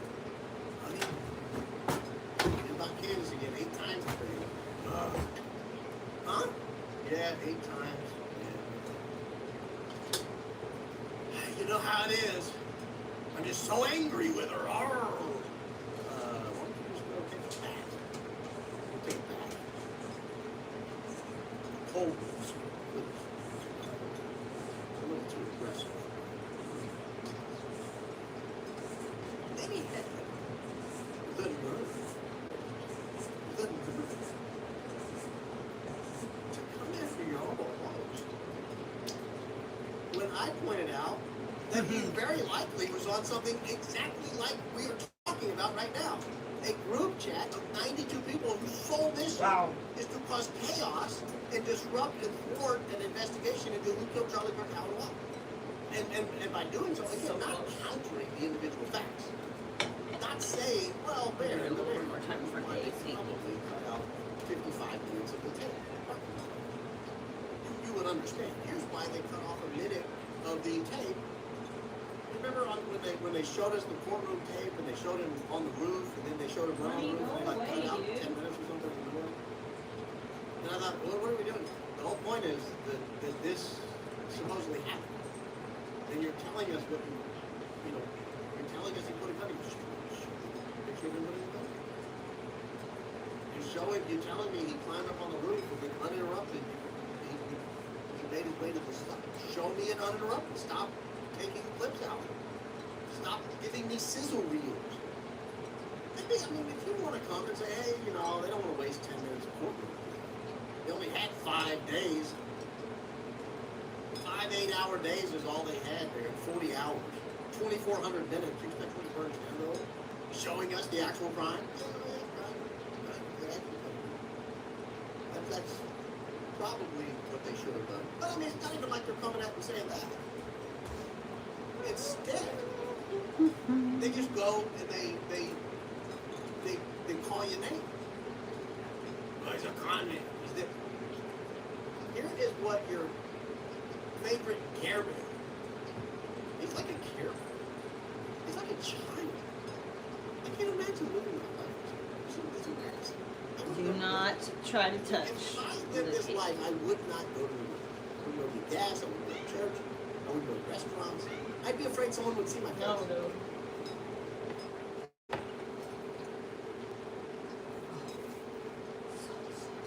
But here's what he came back with. Don't even come at us with your nonsense.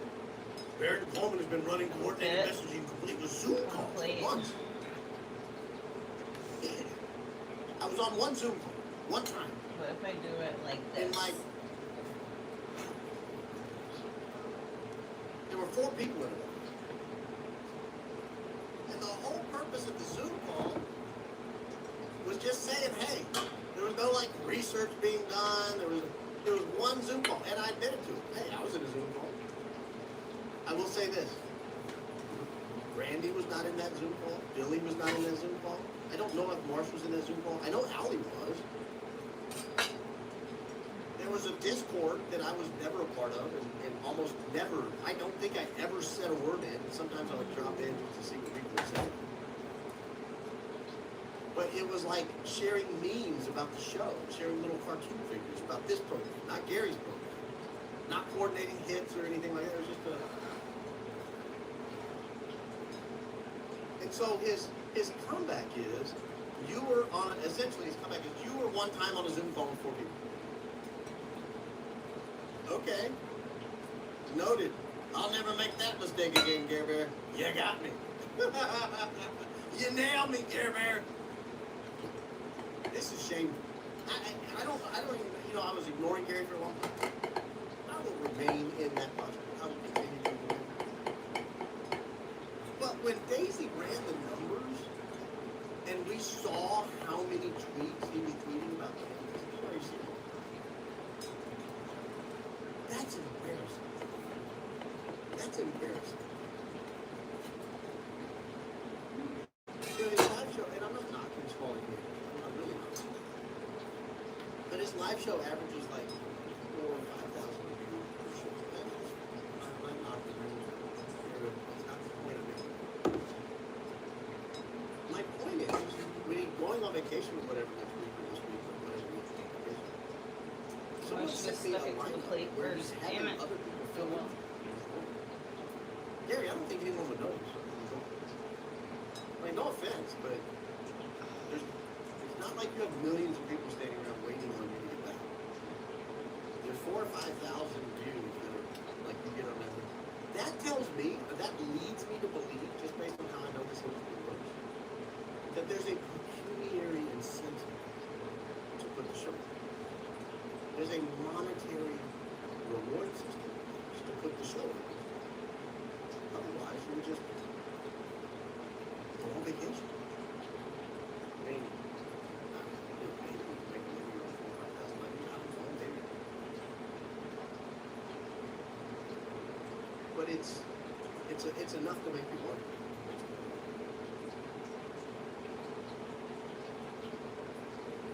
I don't know what to do with it.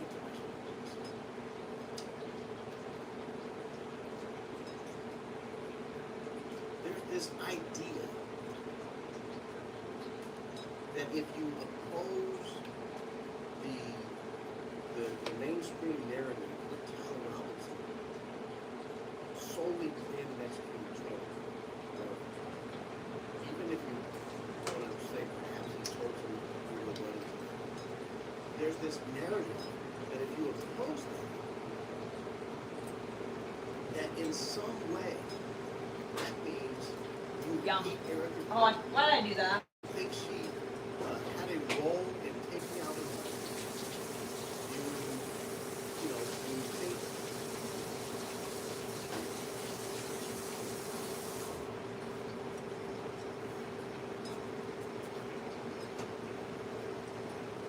I just disagree. I think it's entirely possible that you can believe Tyler Robinson is true, and also Erica Clapton's weird for work. She is. But the fact that people are drawing that conclusion, that they are one and the same, is awfully telling. It's awfully telling. Because it's almost like an admission. They're admitting that Tyler Robinson is now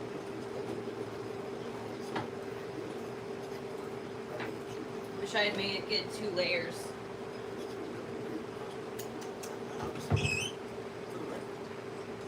Gary may think that. I don't. Gary may think Tyler didn't think it. So he wants to protect people by going after him. But I think this says a lot about the people who are in your court. It says a lot more about them than we. It says about us. One more thing. This was a very, very interesting a lady named Tornado Ali. She's the first one to put this up, and she does it in video form. And I like this form better than Sam Parker. But I won't take the credit for it. This is an image of Tyler Robinson, or allegedly Tyler Robinson, that we've all seen before. This is a Dairy Queen. This has not been authenticated. You don't what time this was taken. We don't know what location this was taken. This was reported to be around 6:30 or so on the night of the event. But we don't know why it was reported to be. We've not heard from the source. Nevertheless, it sure looks a lot like Tyler Robinson. He's wearing his trademark curly hat that he wears all the time. He's wearing a maroon shirt which he is wearing purely comfortable. And if you go over here to the right, you also see a picture of what looks to me like Tyler Robinson. I'll show you why we're saying this. He's also wearing that trademark curly hat. He's got the sunglasses perched precariously on top of the hat, just like here. It looks like there's some additional white writing on the hat. I don't believe that the stuff on the left and right of the logo is because of reflections from the lights. Just like you see in this Dairy Queen image here, it's just more obvious because you look to the right. But that's Tyler Robinson on September 4th in class with some people and electricians. This is the post. This is the Facebook post where we take it. This is Wilkinson Electric. What a fun night at Dixie Camp. Wilkinson Scholarship night to remember at Dixie Camp College. Love seeing the next generation of electricians light up the trade and they're excited they want to see the jump over here. Right here in the club. Scholarship entails what it looks like all day.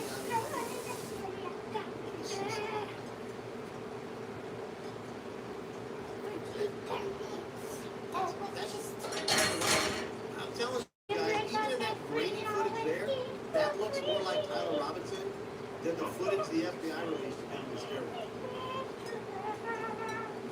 But I want you to look around this room. Some deep internet core right there. These are the people Tyler Robinson's going to today. You've got this guy in the orange with a beard that would make Paul Bunyan jealous. You've got guys on either side of Tyler Robinson. You've got the, I mean, look at this guy right here in the black shirt, kind of in the middle row next to orange shirt guy. Do these look like the type of people that Tyler Robinson would be around and get radicalized? Go out and take out Charlie Kirk. This is who he spends his time with. This is who he's around all. These are the people that Tyler Robinson is around day in and day out. These are the people he goes to school with. These are the type of people he works with. There's enough testosterone in that room to take out a force. I mean, it is. Those are men's men. Those are men's men. Those are real men. And I look at that and think, I'm having a hard time believing Tyler Robinson is some kind of wackadoodle leftist. I'm having a really hard time. And remember, in the text messages, they talked about Tyler Robinson would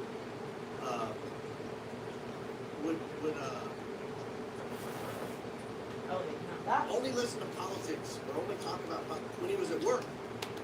The guys he worked with, they would listen to something in the truck on the way to a job, and then they would get to the job, and then he would come home from work, and he would talk about the politics they discussed. And he never heard him talk about Charlie Kirk, Facebook said. He never heard him talk about, any kind of LGBTQ politics. Just normal, everyday stuff. That wasn't a furry convention. Not in the way they're trying to convince us that Lance Twitch was. That's not the type of furry we're talking about. Those guys look pretty furry. A lot of big, thick beards, a lot of real hairy, manly arms. Probably knuckles just covered in fur. Like, those are men. Those are the kind of people that go out and saw down a tree with their bare hands just for fun.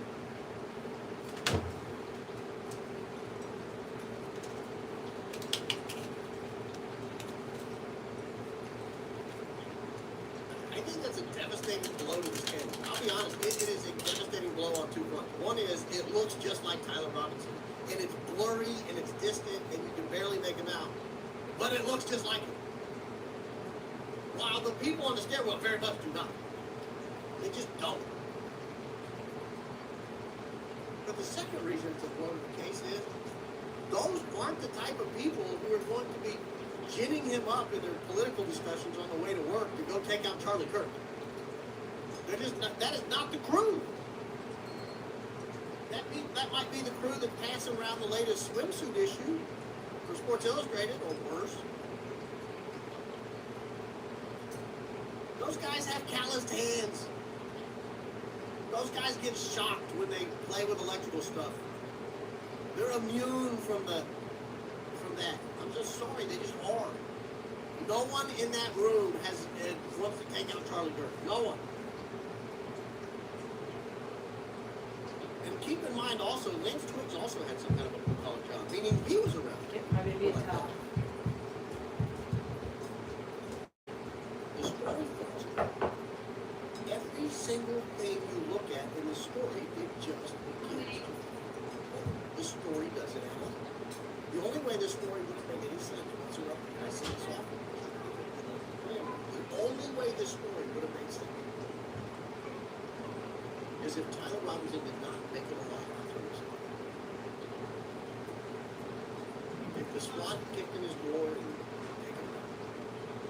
It's really hot and foggy in there. It's gonna really hurt the tablet. It felt like The chocolate cake is done. Then no one would have looked much of the story. We wouldn't be looking 10.5 months later, almost 11 months later, at a picture of Tyler Robinson in a room full of burly, high testosterone men who were in there with their giant beards and calloused hands learning the electrical trade. What is this We thing wouldn't called? have come to that. We said, one of those. The only way this story would have made sense is if Tyler Robinson might have been lured to a remote location and a text would have been sent to his phone that, I'm sorry, Mom or Dad, I didn't mean to go out this way, but I couldn't take any more Charlie Kirk, and now I don't want to be directing the courses to my family.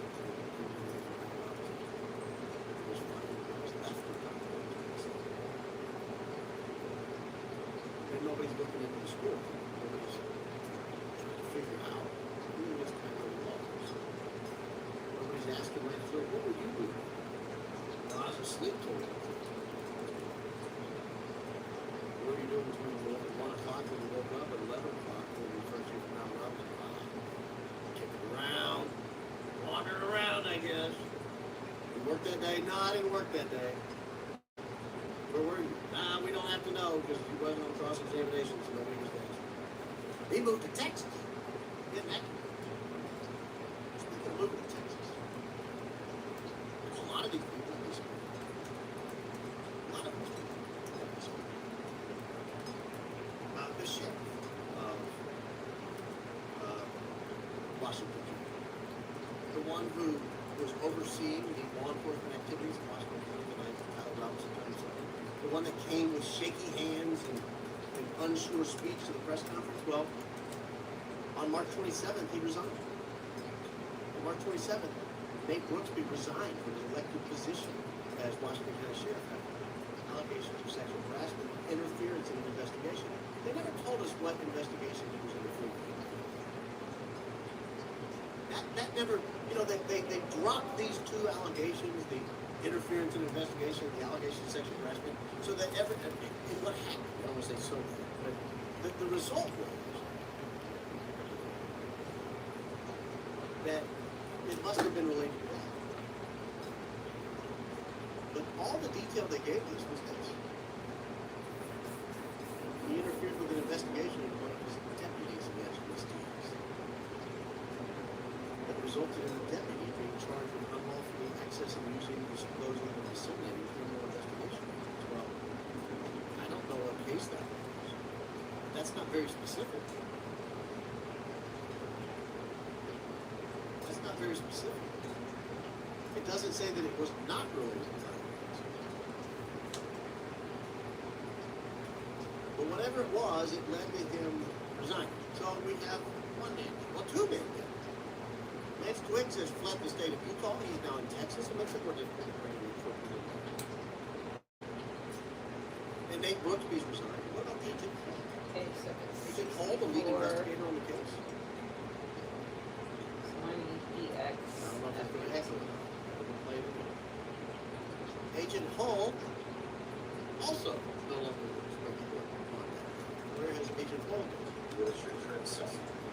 Public safety. Running position as an investigator slash police officer. So he goes to the post training.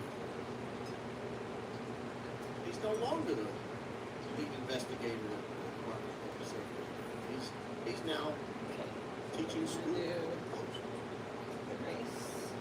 That's the post is the accrediting agency. For the accrediting school, you have to go to the police officer. So now we have 3 down. 3 people who are no longer in their position they were. What about Andrew Guajardo, the medical examiner? We've examined how his wife, much like Data on this list will be deleted, but you may still be Good. accessible. This is This the list customer. measured. Can't undo this section. Guajardo is no longer in Utah. Dutchess County Executive Sue Serino appointed Andrew Guajardo to serve as medical examiner for the county's Department of Health. Okay, where's my dash cam? He served as assistant medical examiner in 2019. He most recently served as deputy medical examiner since 2024 there in Utah. Now we're 4 people down. Lance Twiggs out of state. I'm gonna have to wait to try this Paul until gets a promotion. I plug it into the car. I guess I could just go do it. Alright, let's eject and try it out. See if it Reported works. that Deidre Amaro Eject. has resigned from her position as the chief medical examiner. She's exclusively with that. I'm not saying that. And we don't know for sure that she actually resigned, but we do have a clue that helps corroborate Candace's story. Because if you look at Deidre Amaro's LinkedIn page, if you slide down to experience, there's a termination date. July of 2026. Ladies and gentlemen, it is now August of 2026. When you fill these LinkedIn things out, you leave open your present occupation. You'll say present on a lot of things.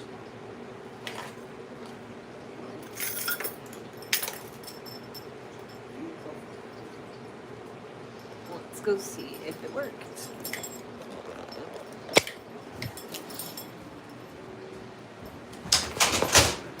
Whoops. Better turn that off. What happened? So scary.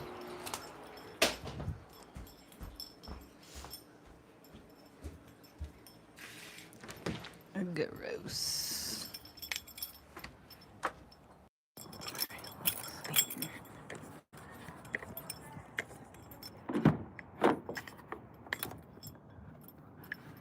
Okay.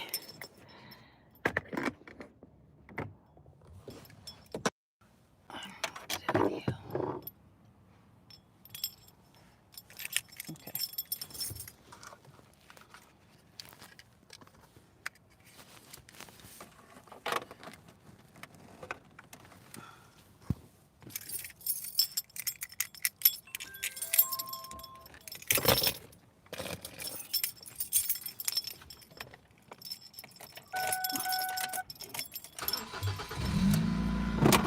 Oh, put you right here for now, maybe.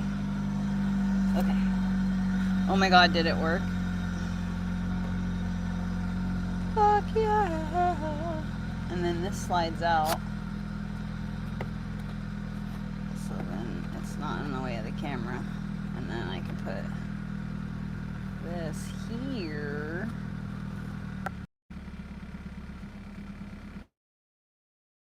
I mean, it kind of looks.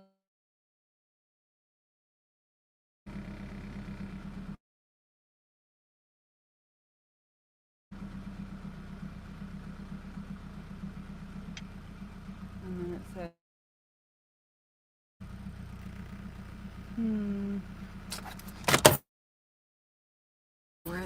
yeah.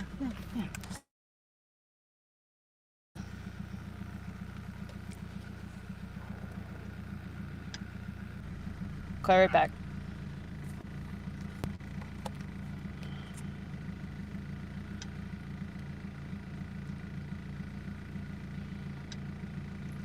I have chocolate on my face still.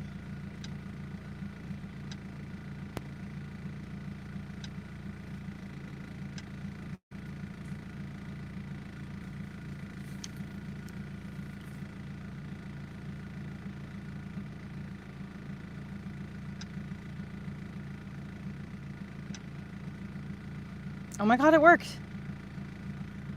It worked. It worked.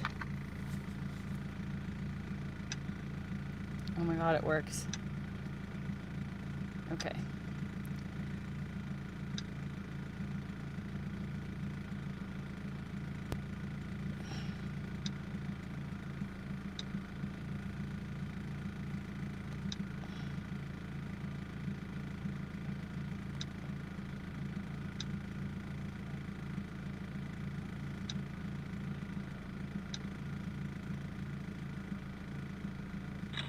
It just took a photograph. Interesting. Playback. Okay, there's my own playback. Settings. Video resolution. We'll do smaller.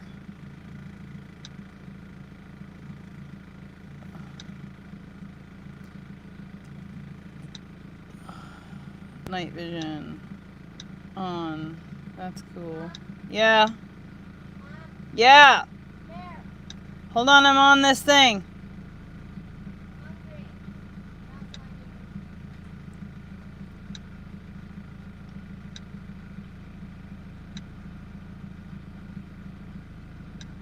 Date and time.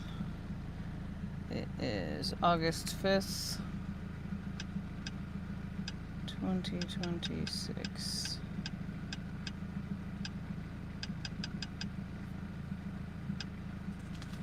And it is 8:37. Elliot. Yeah, babe, just a second.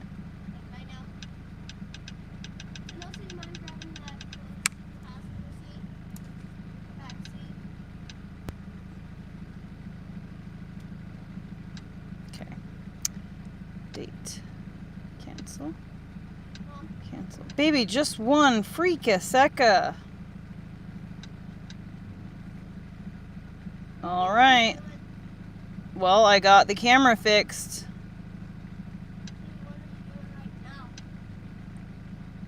Doing the camera.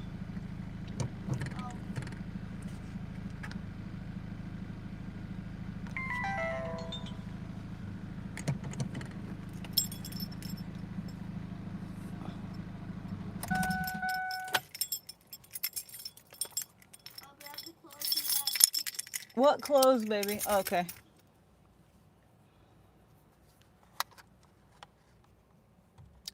Oh no. Oh, thank God. Love. Calm down, please. Just chill out. Yes, I will. Make sure to okay. But I had the front door open. Okay. Thought I had lost. Elliot. Just a moment, baby. I will be there in just a moment. Be patient.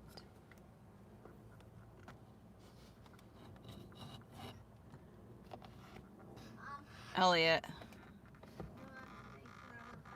I'm doing something, brother. There we go.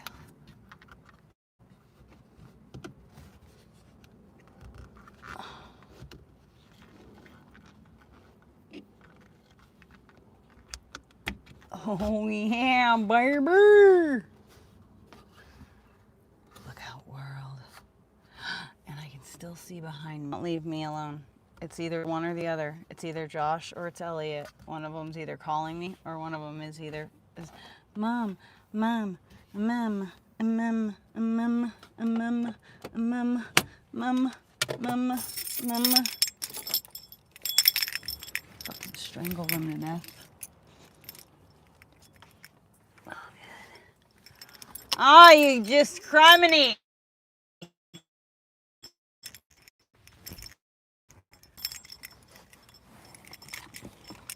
I'm changing my name for Christ's sake. I forgot his shirt. Forgot. I need to bring it to him. You're gonna have to do it tomorrow. It's gonna have to be tomorrow. I was trying to give you the shirt. So I understand, but I'm not knocking on their door right now. Okay? These are dirty clothes that your dad gave me to wash for you. I don't have any You have clothes. underwear. No, I got you underwear. Shh. I got you underwear. Where'd they go? They were right here. Maybe you left them in the car. No, I Then got why them. can't you find them? Okay, go get your own underwear. I'm not gonna help someone who's talking to me like that. I don't have any. Okay, well you I do. only have dirty. No, you don't. They're in my No, room. seriously, In my they're room all on my dirty. bookshelf. There's a couple of pairs there. Are they dirty? No, they're clean. But there's a clean pair that I've done something to it since cleaning the kitchen last night. Don't know what it was. Oh shit, I think I have clothes in the washing machine. Alright, well, I think it is time to pack this shit up and go to bed. I think we are done. Yeah! Yeah, it's on the middle shelf. There you go. Yep. Alright. I'm turning my live stream off and then we can have some dinner.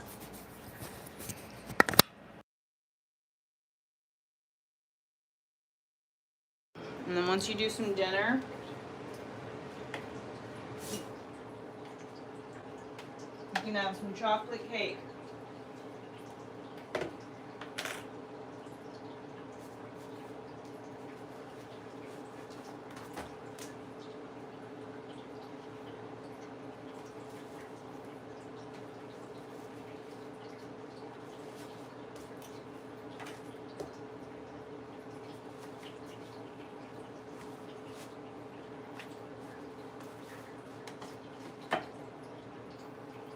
Good night, darlings.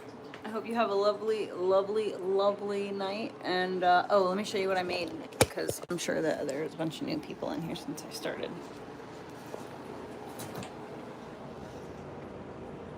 A chocolate cake disc. Kind of like, a German chocolate cake. I just didn't feel like dealing with the pan thing, so I cooked it in like a wok.